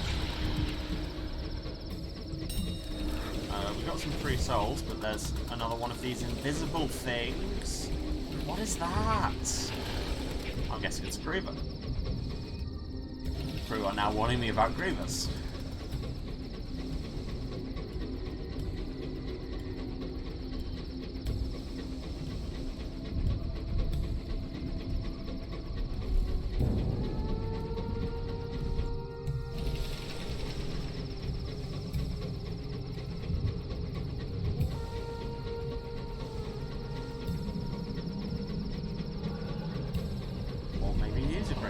Something around here is a Griever.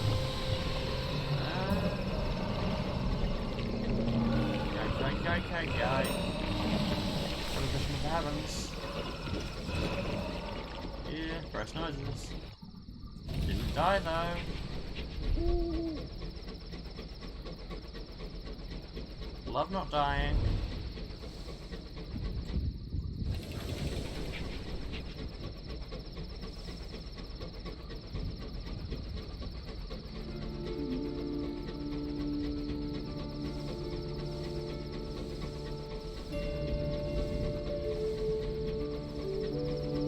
Stay in a square, which is really funny to me, but probably not to anyone watching it, because you're not UK quiz people.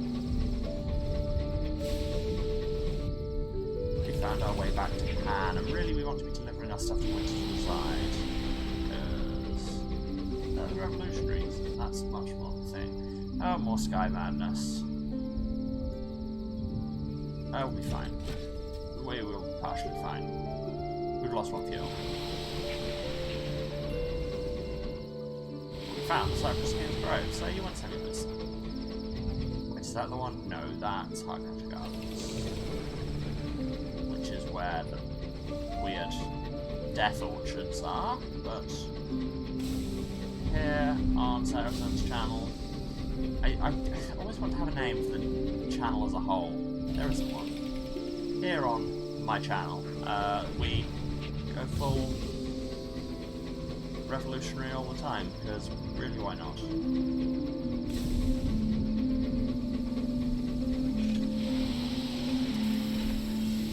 That was really awkward. Oh yes, we do the hours in Pan. It's the hour of trumpets. Guys, stay inside. Thank you.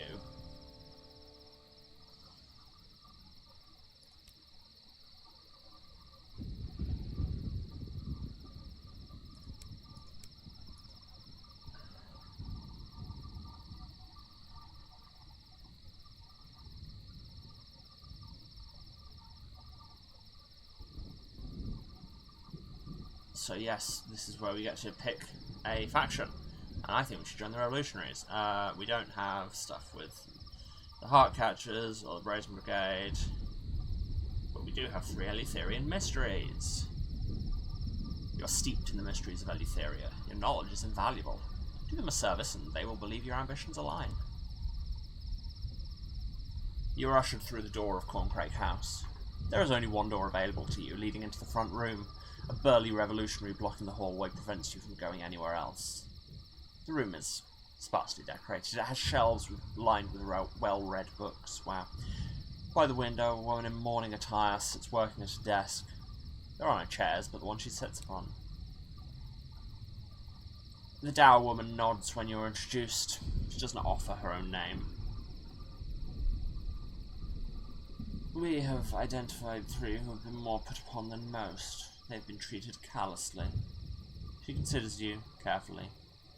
If you would join us working for the Calendar Council, you must deliver these. 3 envelopes sit upon the desk. Alright. If the council wishes you to play postman, so be it. Their banal tasks always conceal labyrinthine motives. She doesn't smile, but her frown softens. She passes you the first 2 envelopes.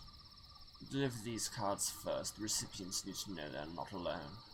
She gives you the 3rd one. I think this person has the resolve to last a little longer. They can wait.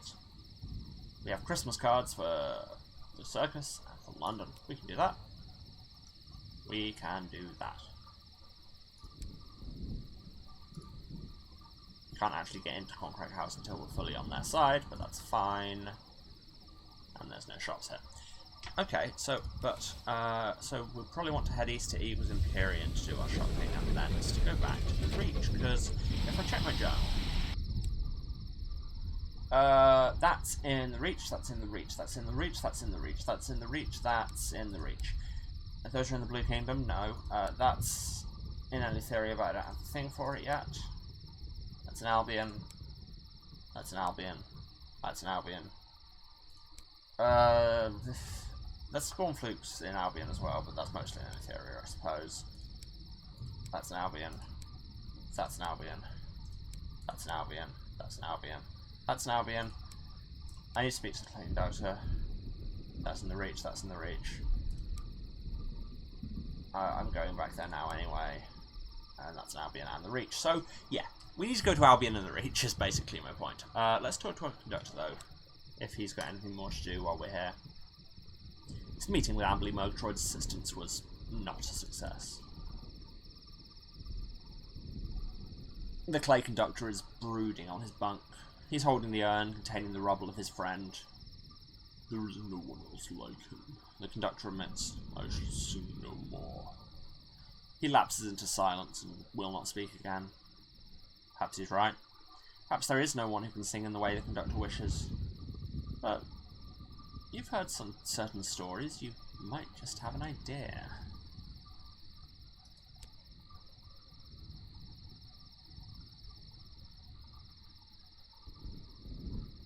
That also needs an unlicensed chart. Or a god of chorus nectar, and I can try doing the singing.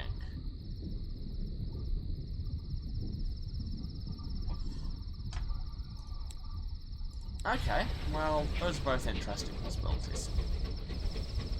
And needs stuff that I don't have. Here's another extinguishment. Let's avoid it. Like I say, I'm sure there's probably stuff that will happen if we drive into them. But unless we have a good reason to, I'm not going to, frankly.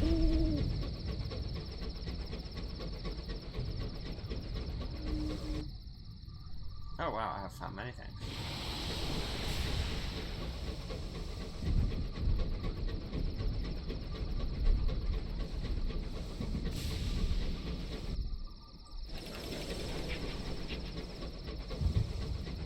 Well, that looks like another train.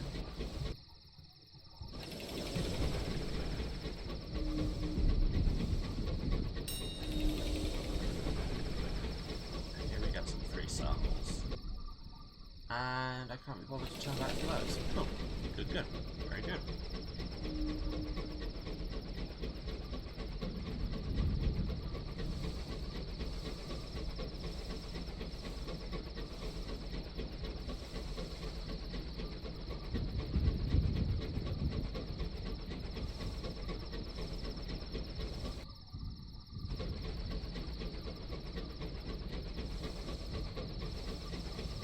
Yes, this is the area where we have the pools of sky, a visual effect that, or rather the pools of sea as seen from the sky that mess with my eyes, because perspective is difficult for me because my eyes are jank. Before anyone calls me out for not taking a break, I'll take it once I get back to the Reach. Beware of dowsers while I'm turning my light off to knock this them off. Probably not great for my terror. But here we are.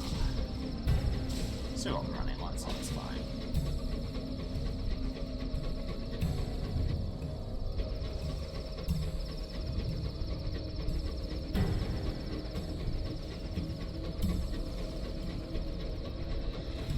And we emerge.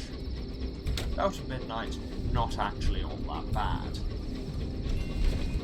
And finally we get the actual technical discovery of Eagles Empyrean. Now, who wanted this port report? I know it's someone. I do think this design for the new Carnate is super cool.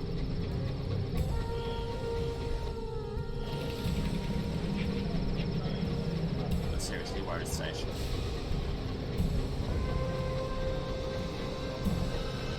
Okay, see you around, Nicholas. See you on the VOD if I do.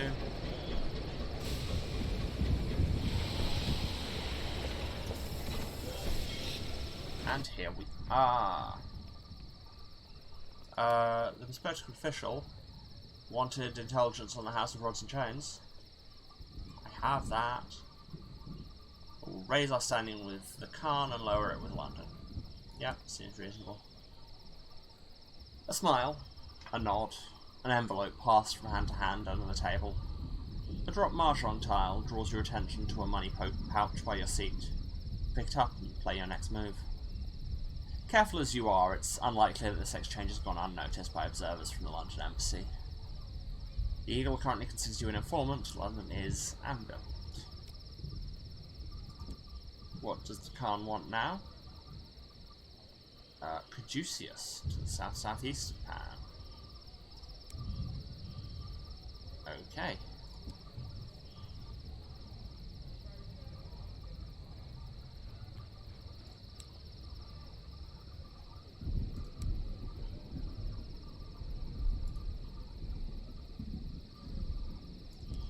Anything at the embassy, even though you're slightly pissed at me?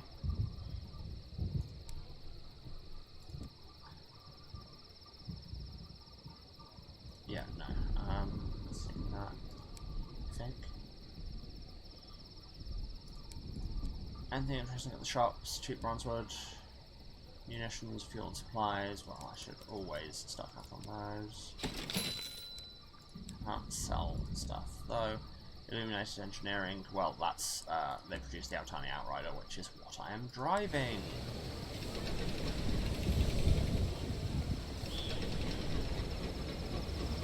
Let's get to the transit relay and be going. I really hope I've got, what you need to go through it. I think it's Savage Secrets, and I have plenty of those.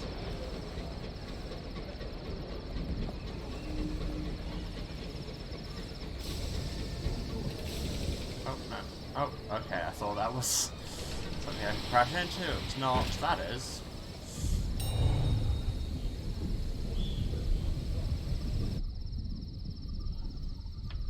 Present ourselves to customers. We don't have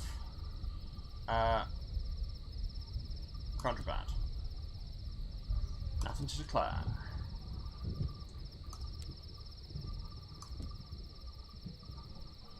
Oh, I have to pay in munitions or 200 sovereigns. Well, we are running a bit low on sovereigns, but when we get to Winchester, we can sell a bunch of stuff. So let's just pay for it. It's fine. It's fine.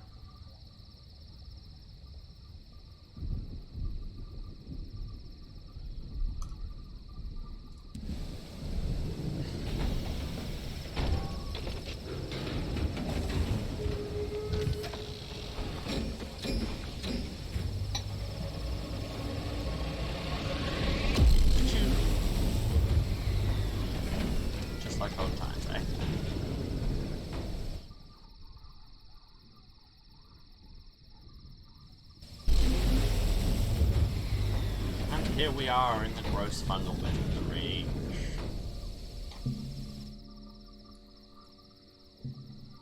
And if we keep going forward, I think we come out around there. I'm going to investigate that. And I'm going to investigate that in a few minutes, because I need to take a break. I'm going to go and get some more water and stretch and all of those good things. And I would advise that everyone do the same. I'm just going to pause the stream, run some ads, and I'll be back in about 10 minutes, as is the usual drill. Okay, love you all, and I will see you in a few. And we're back. Welcome back to 3 hours of watching me gently melt, by which I mean sunless skies. Hello. Back in the Reach. Everything is gross here, but there's a different kind of gross. We have so many kinds of gross in the High Wilderness. You know that bit where I said if I went forward there'd be a passage? I was 100% wrong. No, that's just a dead end. Cool. Cool, very cool. Wow, that's a ridiculously out of the way. Why did they build it there? I mean, I know why it's there from a game design thing, but In-world, the London engineers who built this, why did you decide to build it on the other side of the mould pastures? I desire an explanation.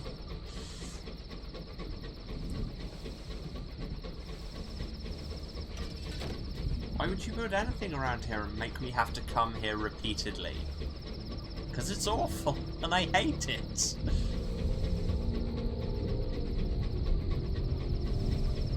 There is an explanation? Oh, that's... Ah, nope, nope, nope, nope, nope. Ah!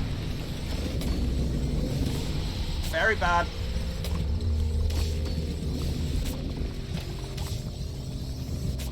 There's an explanation, but it's a spoiler. Okay. Fair enough. I've killed you before, and I can kill you again. You giant... Tell me the true name of God, you fungal piece of shit.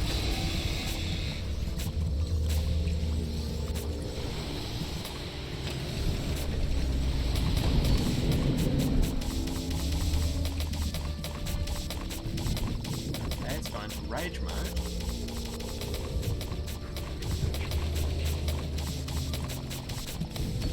Ah. Well, that went less well than the other time. Oh, what do they have? Precious stones, those sound good. 79 sovereigns, sure, whatever. The most important thing is it's dead.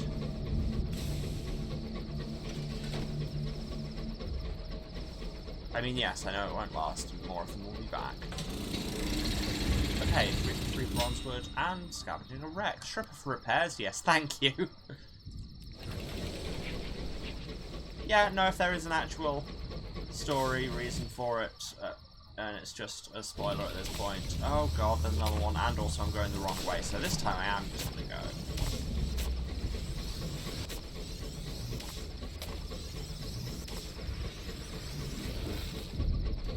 Haha, I have a new train and it's faster. Catch me now, you bastards.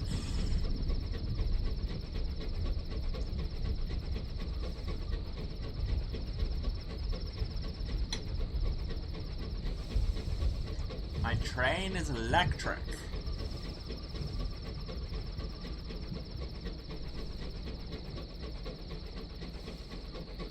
But we put a steam engine on it for drama. It's actually just a big kettle and it's not providing any of the drive.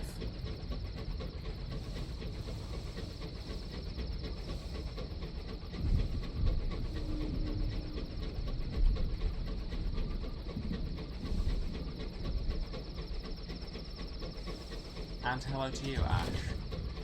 Yes, I thought it might be a thing where gates have to be in certain places because of the vagaries of space or distance from the judgments or something.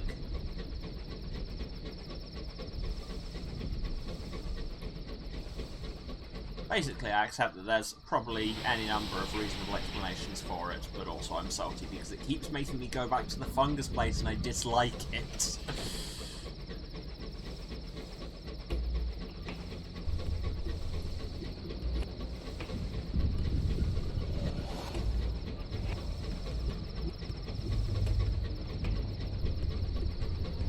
Okay, a marauder. Did I mention my fast electric train? Get wrecked, nerd. It's not actually that much faster, it's just fun to do that. God, now that I'm in a carnate ship, can you imagine if I just pull into London and they just immediately shoot me out in the sky? Yeah, like I say, it's, game design-wise, it's to make it harder to get to Eleutheria than it is to Albion, because Eleutheria is tougher and more complex and dangerous than Albion. So, game design-wise, yes. Story-wise, probably. Personal taste-wise, stop making me look at fungi. Anyway, here we are at the circus.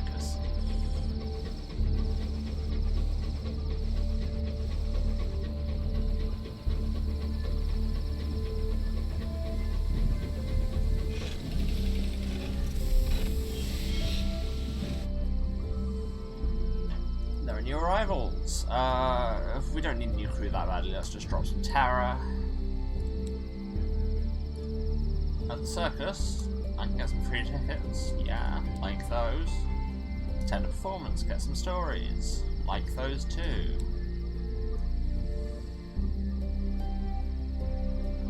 We have a Christmas card. The card is addressed to... what would that be? Siarader Gymraeg. He's the cleaner at Palmer and Planties. You find the man by the animal cages, sweeping. I don't speak Welsh, but I know the phonology of it well enough. For nerd reasons.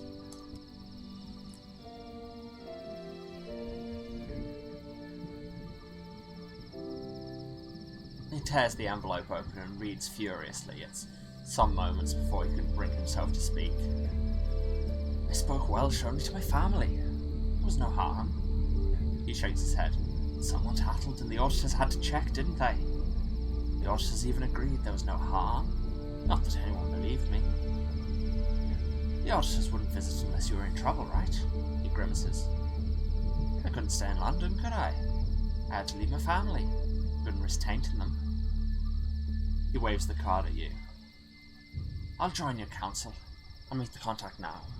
Yeah, that was originally intended to be a Welsh accent.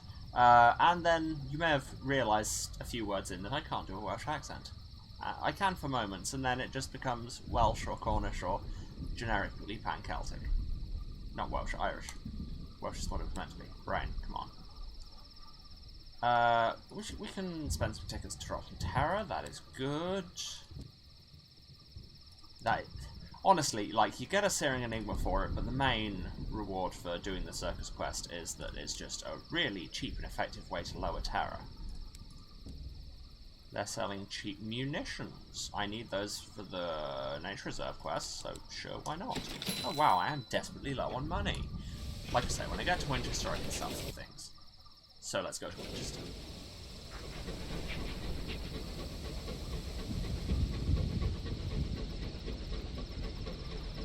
There's a Taxi Scout. Probably won't randomly attack me. There's a Taxi Liberator. Probably, hopefully won't attack me. No. Taxis love me. I want them to war. By visiting places and giving them information. You know how it is. Sometimes you show people your holiday snaps and then it drives them to win a war. We've all been there.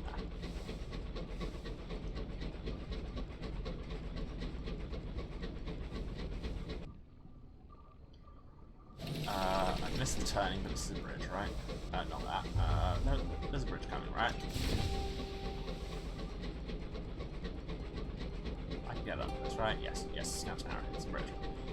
You can drive that bridge. Okay, good. I do still vaguely know my way around. Good to know.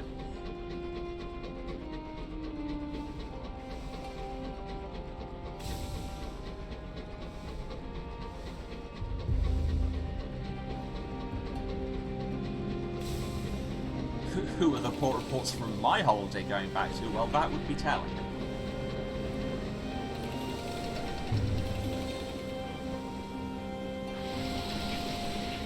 Oh. Forgot which dodge button was which. Just slammed myself directly into a wall. Hello, New Winchester. I'm back. Yeah, so how's the writing going? What do we have to do next? Unlicensed charts. Why does everything need unlicensed charts? That's what, 4 of them I need for various quests now? Ugh. Repair the locomotive, very important.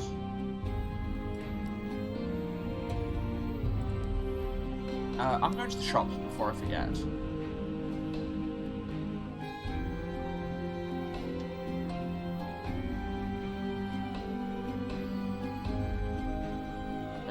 Bronzewood, Port Prosper, munitions like Port Prosper. Honestly, I don't want to be doing those because they're all going to the Winwood Company, so I am not in the business of providing them with more stuff. But seriously, we have all this crap kicking around. Will you buy? Oh, I shall keep the hours because I'll need those for the displeased eventually. Oh, it's only 300. I thought I'd make more of a profit margin on those. Oh well.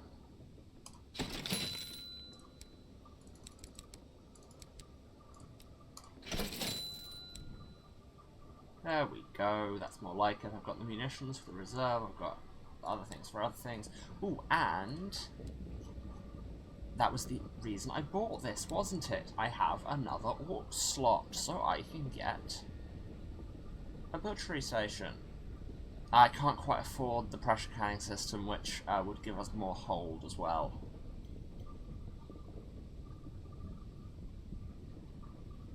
But I'll take the generic for now. Now we can do all of the interesting interactions with things.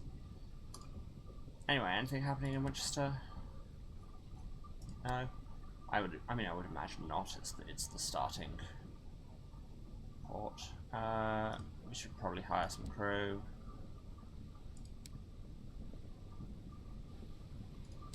And we go. Do we have any port reports to hand in? Because that would be a quick way of getting some money. Yeah, a whole bunch.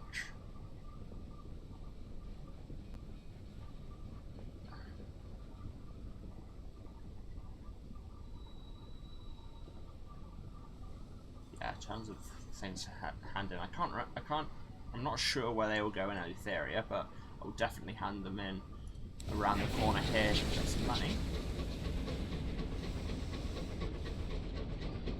Oh, and thank you so much once again, Charity Lady, for the gift sub. Very generous of you. Do that. I have port reports. I've been places a long time ago, and I've been many other places since, but still. Reports. 400 sovereigns. Excellent. Very nice.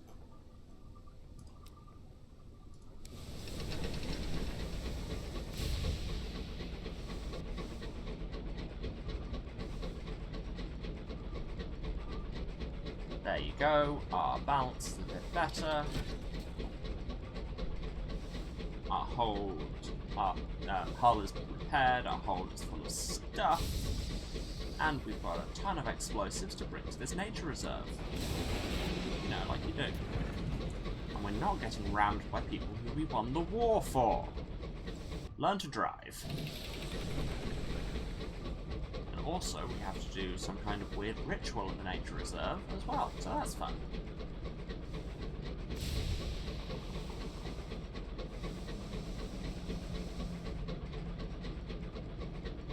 And then possibly drive into the well to see what the hell happens with the vagabond and whether I can find his accent. It's fine, he's played by Michael Gambon, he's from everywhere.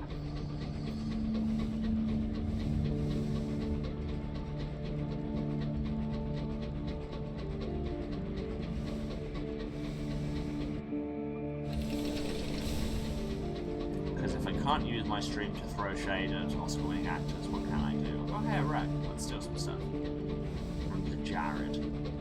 You considered that maybe you're a wreck because you had a terrible name for your ship.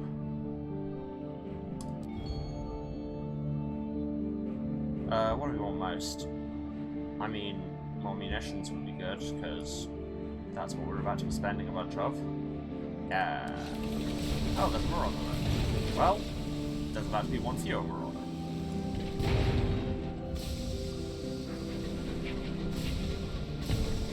You pull reach Marauders with your... Oh. Well, okay, that one's on me.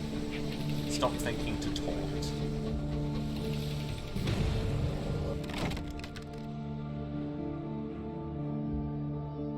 And we lost some hull over it. Ooh. Oh, no, we didn't. Or did we? I don't know.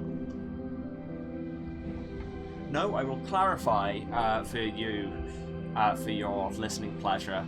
That was not me getting shot, that was me avoiding a Marauder, taunting them, and at the same time just driving into the shipwreck I'd already looted. Train wreck, I guess, but yeah. 24 sovereigns. Money is good.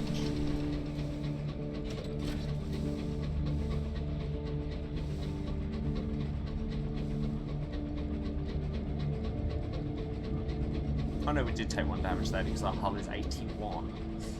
The usual problem steering, exactly, yes. It is the biggest liability to this ship is, sure, there are monsters and horrifying abominations from beyond the stars, But its main challenge is that it's steered by me. And there are many reasons I'm not allowed to drive.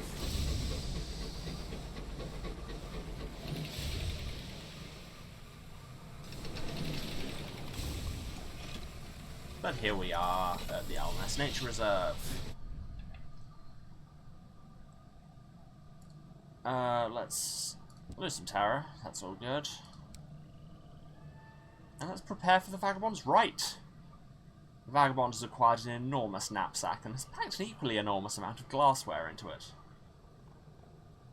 There's been such a shortage of mangonel this stream. To be fair, mostly that's because I've not been getting in fights so much because I've been running away. Because I've been in Eleutheria and things were scary. Mangonel will return. I was actually in the process of taunting that raider about their mangonel when I drove into a wreck and somewhat distracted myself. Oh, he needs seeds as well? You could have told me. Ugh, they sell seeds here, it's fine.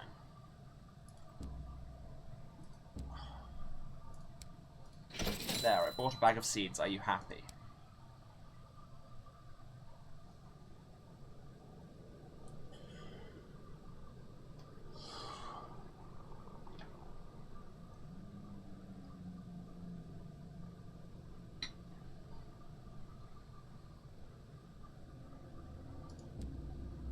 Okay, so back at the loading bay.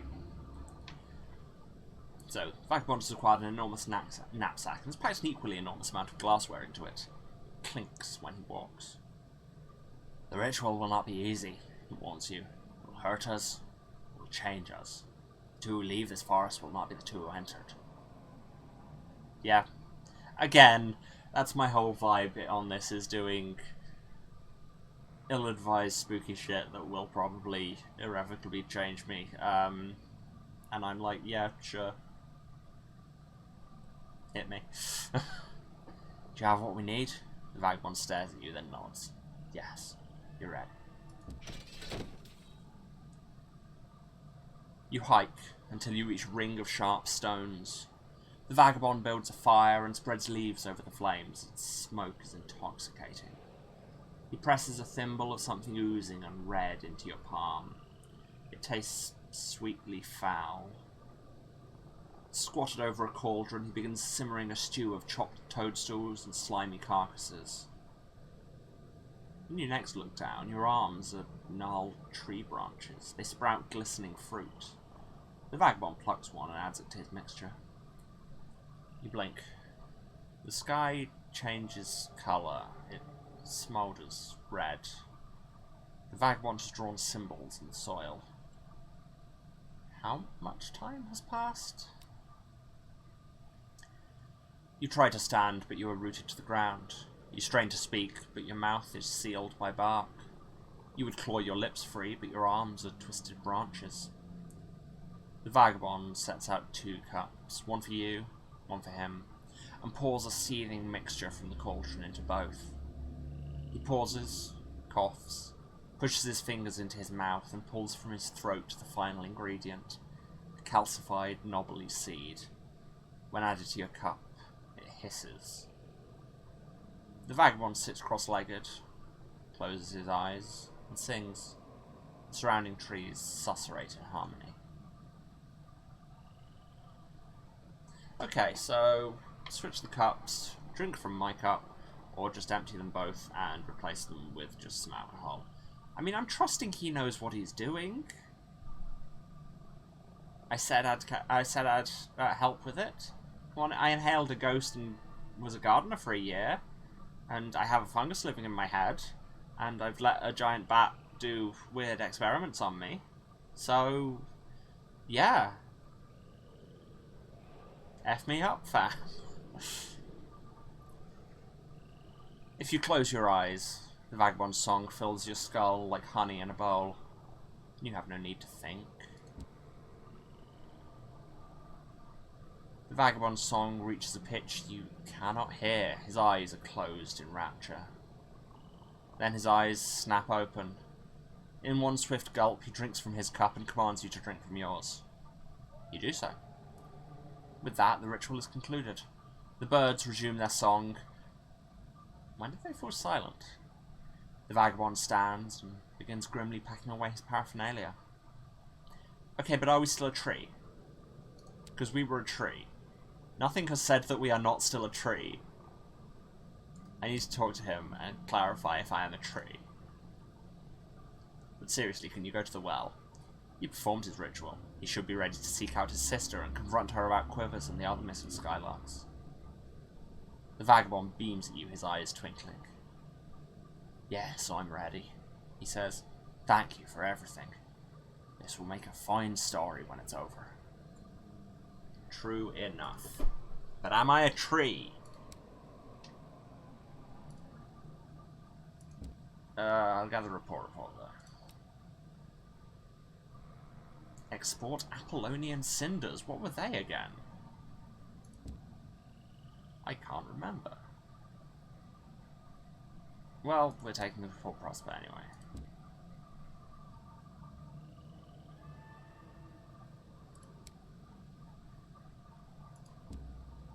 I was already a salt mummy. Does adding a little tree matter? Wow. I mean, you're correct, but still. What are we doing with... Oh yeah, we need to actually go to the...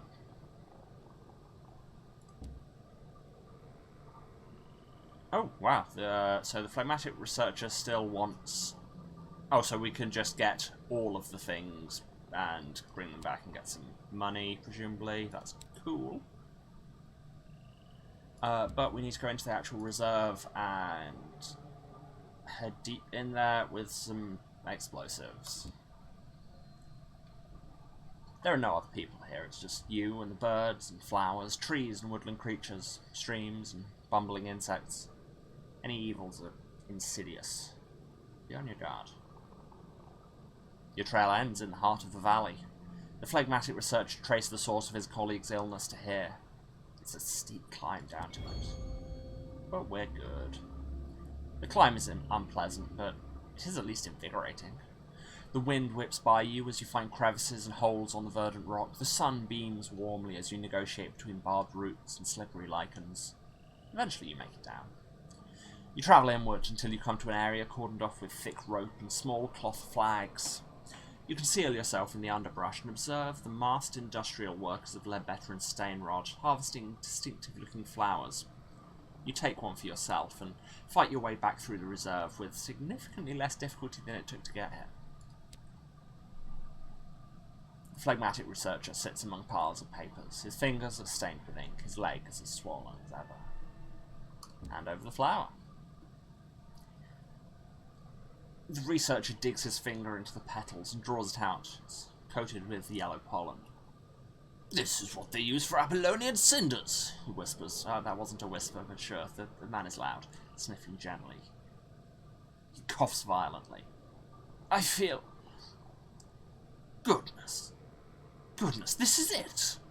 The cinders, this is what's driven their passions mad, driven my friends to ruin. Now the company is pushing it onto the Empire. He leans over and grabs a tall stack of papers. He dips his pen in ink and begins writing. I'll see that they know the truth. I hope I can call on you. Well, I've got a cryptic benefactor and a bunch of XP. That's cool. So now I can distribute anti-cinder propaganda. Don't do drugs, kids. Okay, so I have some anti-drug propaganda to take to Port Prosper, and I also have some drugs to take to Port Prosper. Not to say that I'm arbitrary at all. Let's take a trip into the reserve, get some sky stories, those are always good. And I'm slightly annoyed because I bought way more munitions than I apparently needed, because how much I apparently needed was none. Well, one to get in there. Anyway, well, if anything needs blowing up, we know how to do that. Let's head up to Ledbetter and Stainrod. Not Ledbetter and Stainrod, this was Ledbetter and Stainrod. But let's head up to Old Tom's Well. Those are completely different places with very different names. And I should really get it together. I should maybe have laid in slightly more fuel and supplies for this. It's a long trip there and it's not like we're going to be able to restock while we're there. Oh well, too late now. Can't turn back, you know how it is. Oh, and there's a headwind as well. That's going to make it slow as balls. And there's whatever that big patch of blackness is that I'm not driving into. Might just be a cloud bank, might be the end of time. You never know in this game. Might be weirdly full of fungus. Probably weirdly full of fungus. Everything else is. That's a big old rotten tree. You certainly don't want from it, though. There are the hives. We'll stay away from them. And I mean, yes, I am literally wearing a shirt that says "Eat Wasps," so they shouldn't tangle with me. And if they do, you know what they can get. Mangonel! Wow, I've lost my touch. That's terrible. That was terrible.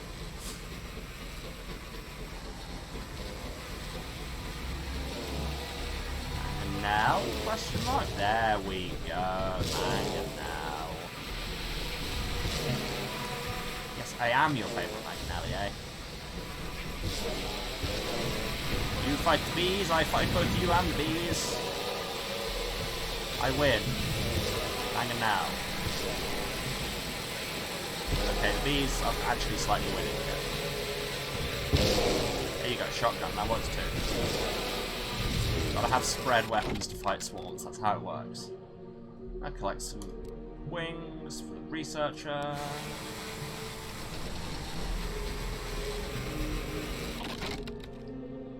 Can I get some nectar? Yeah! Oh, and I can use that to try and sing with the conductor.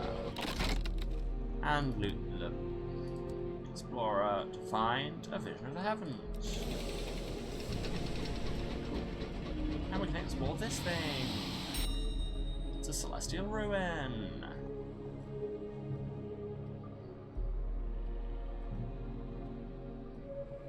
Let's turn visions into a moment of inspiration, because those are more valuable. Although we are nearly out of visions of the heavens. Wow, that's surprising. We've had so many of them. Oh no, more heart sickness. Our terror is low. I'm just going to sit with the afflicted and gain some terror and some terror and a sad secret. That is actually a pretty damn good deal. Anyway, I'm looking for a black hole, my dudes. There we go. Something's noticed me, don't love that. It's a Starman Explorer, everybody. Let's approach old Tom's well. Successfully, yeah. Journey to the well's edge with old Tom. The lank minister is waiting for you, surrounded by a threadbare gaggle of her parishioners. The well winds whip at your garments. The vagabond with beard and coat flap wildly as he strides towards his pale, gaunt sister. Greetings, brother, says the lank minister with unconcealed contempt. Sister, booms the vagabond with an exaggerated bow. Aren't you going to thank me? I brought your master another gift. Oh god, it's us, isn't it? Don't like that.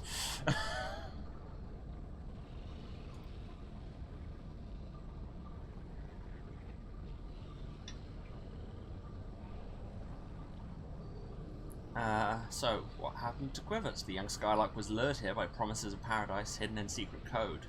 What did you do to him? The minister's face is stone. She does not reply. The vagabond answers for her. Quivers went in the well, dear captain, he says, with a twinkle in his eye, as did dozens before him. I made a pact, you see, with the bitter old thing that lingers here. It granted me riches. I pledged it my life. He smiles, delighted by his own cleverness. But I offered some sinister folk a lot of money, and they helped me ferret out a ritual that would create a scapegoat. Ever since, I've been paying my debt with the lives of the less interesting. Oh god, yeah. Perhaps we shouldn't have drunk. Who was to say? And would getting offered as a sacrifice to a monster that lives in a black hole be the weirdest and most inadvisable thing we've done on the stream? I think not.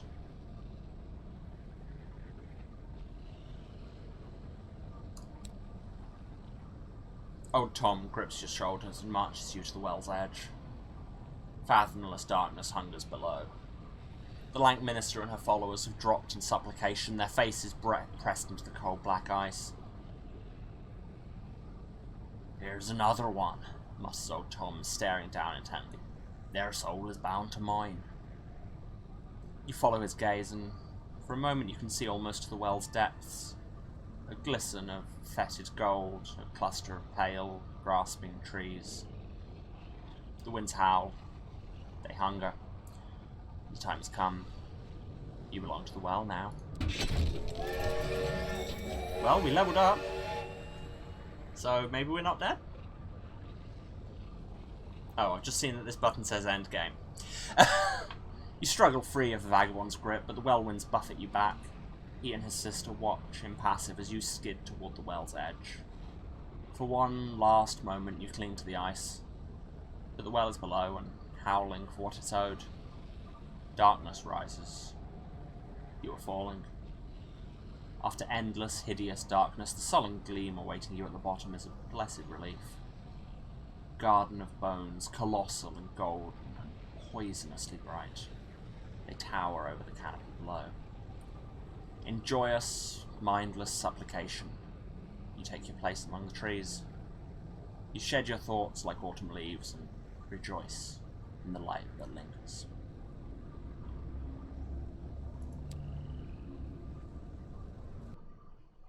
Big whelp. Okay, so they rescued the ship. All the fixtures. Oh wow, there's.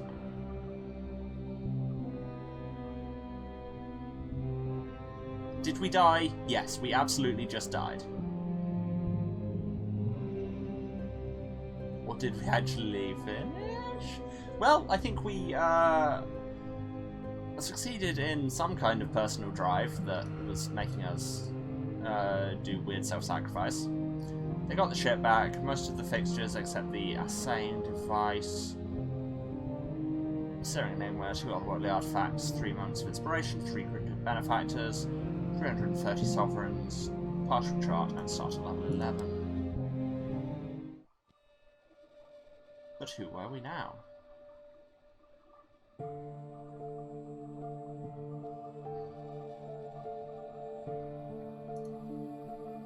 We fell for a trap from a man whose name is literally that of the devil. Yeah. Yeah, I mean, we can't say we weren't warned. Oh well.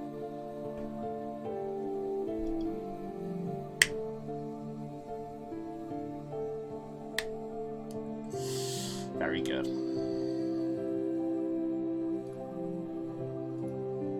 I think this time, no, let's be an academic. But what did we study? Oh, I mean, we've absolutely got to be a scholar of the correspondence, because the correspondence is awesome.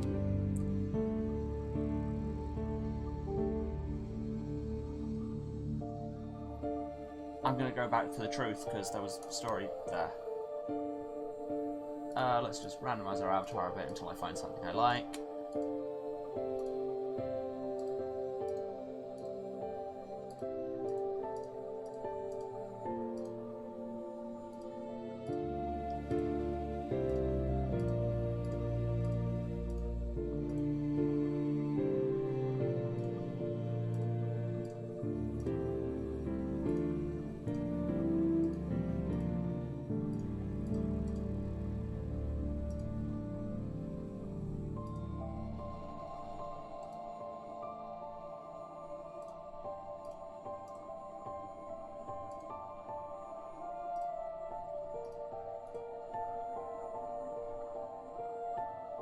That is a ridiculous silhouette and I'm kind of here for it.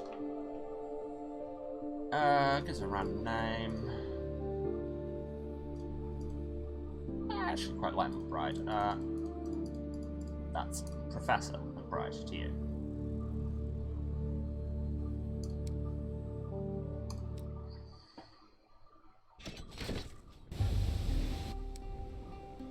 Right, and now we have to take 10 facets.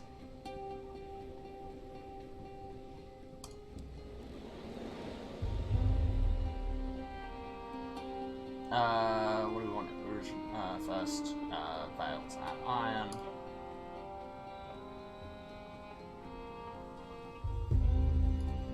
Oh hey, we were in prison. You ruled your corridor like a robber king. Even the guards knew better than to push you. Your punishments were less than you deserved.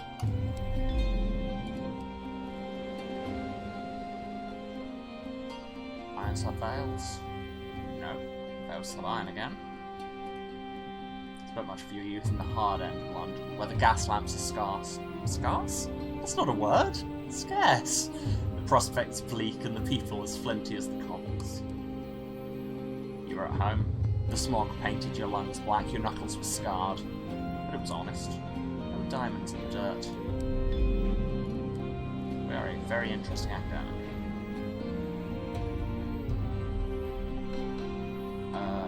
Iron sub-hearts, if possible? No, I do have hot sub-iron. For a time, you enjoyed the favour and protection of a mentor, someone who saw your potential and decided to nurture it. A blind bruiser, his attempts to distance himself from his larcenous past were of mixed success. His guests were scarred and rough-spoken and told bloody tales of smuggling, thief oaths, and nameless murders.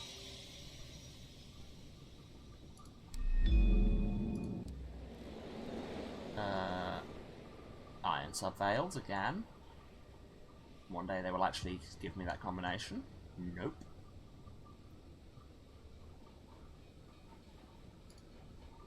Iron sub-hearts, good then. An earlier captain in your lineage is held in high regard. Some of your predecessors' shine rubbed off on you. It opened doors, expensive doors, with bright brass knockers and servants to answer them. Where did those doors lead? To the parlours of the privileged. That is not the picture you used before, but sure. What now? Veils, sub-iron. Not being offered to me. Nothing is primarily veils. Anything with veils attached to it. A masterpiece. You would not let your education go to waste. You poured years of sleepless nights, setbacks, and research into one great work. They called you brilliant, eccentric, and obsessive. They said it was a waste of time. They said it was impossible. You proved them wrong. What were the fruits of your labour? A scathing critique of the new astronomy, and concealed within its 3 comprehensive and erudite volumes, which are approvingly stamped by the Ministry of Public Decency, is an encrypted, but spirited, call to revolution. Yeah, that sounds about right.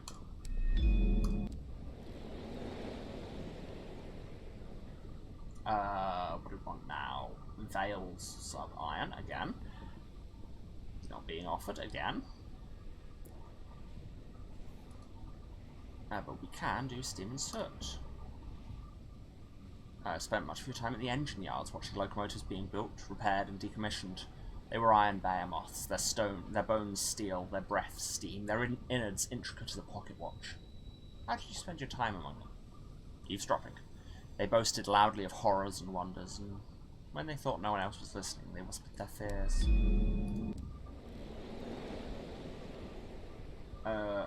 Hearts sub-veils, that's a different thing, but it's available. Haunted. We're plagued by the past. What's the nature of the haunting? Nightmarish visitations. You find no respite in sleep. When your eyes close, your nightmares climb down from their spidery loft. And if in the morning the crew won't meet your eye, you know you must have cried out in the night.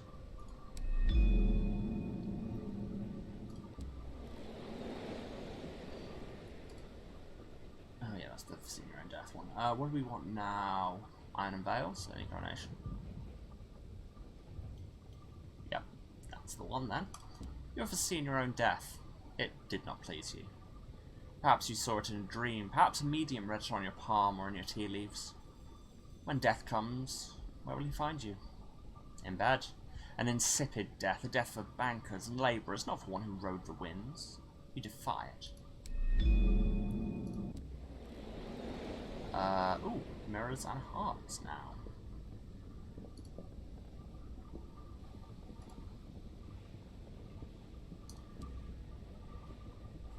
Love. The gradual erosion of that which separates you from someone else, the fitting together of two lives, as intricately and intimately as the threads in a tapestry or the cells in your skin.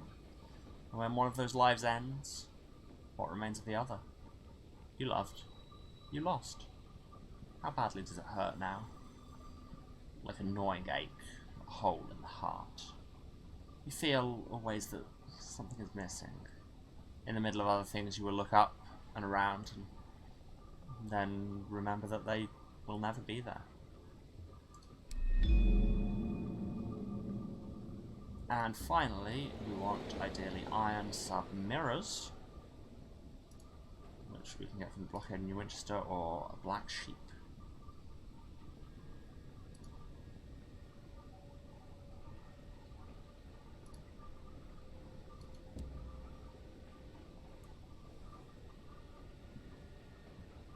You never fitted in. You were a piece from another puzzle. You came to revel in your family's disappointment. Their disapproval was a trophy. Their condemnation a commendation. Why did they resent you? For my failures. What a disappointment you were, and how often and lengthily they informed you of it. The things that mattered to them were unimportant to you. You would find your own path. There, bootstrap to level 11. And here we are, back at Wolvesey.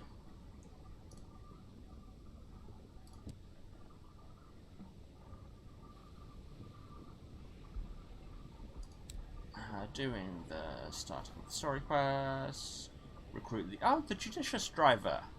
So we upgraded them before, and now they've stayed upgraded. That's cool.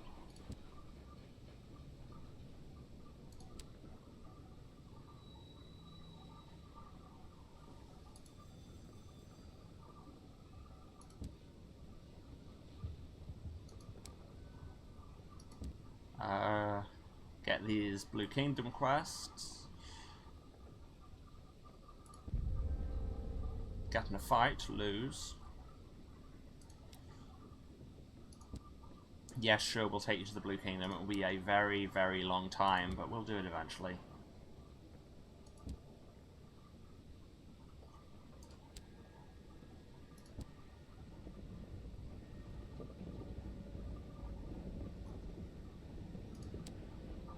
Have the letter with the code of message.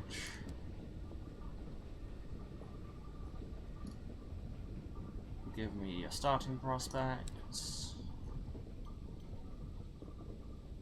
Leave.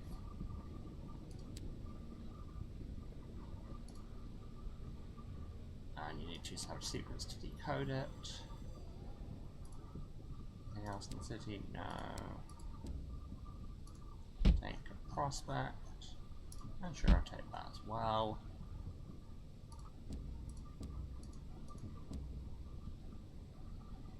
Got anything worth selling? No. Do I need anything from the bank? Oh, not got everything equipped.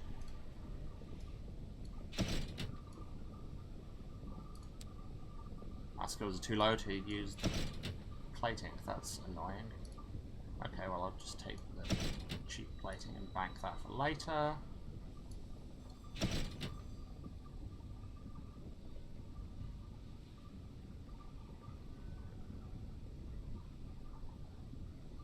Okay.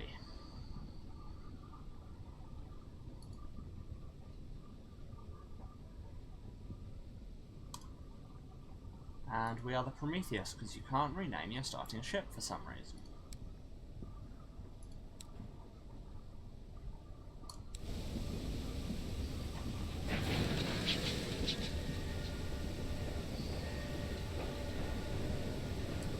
However,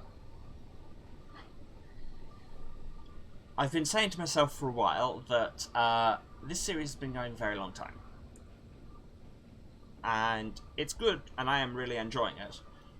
But the thing is, when you die and have to start all over again, it's a grind. I mean, I know we've shown before that you can fly through it fairly quickly with your extra starting resources and XP and everything, but it's still a grind. And so I decided next time I died, which in this case happened to be because I somewhat unwisely took part in a ritual and got sacrificed to the devil in a black hole, I am going... Sunless, guys, we're going on a break. I'm not going to bill this as the finale episode, because I think we'll be back, because I really do want to finish the story ambition and see what that's about. But, like, I like roguelikes, but at the same time, this is a very slow roguelike. Like, the iteration time is very long. Each run is itself. Like, this run has been going for what? This is the 9th episode of this run, so that's literally over a day of play. And it does kind of suck having to start again. So, I might do some setup and stuff off stream, but I am going to take a break and play a different game for a bit.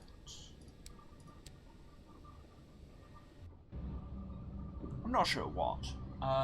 And now comes the bit where I decide if we're going to switch to something else in this stream, or just end early. Whatever works best for me. That was the plan.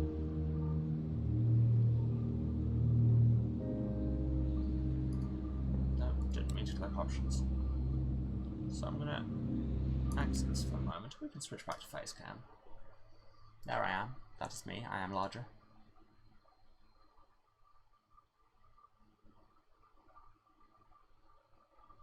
You know what? This is a thing I've been meaning to play for a while.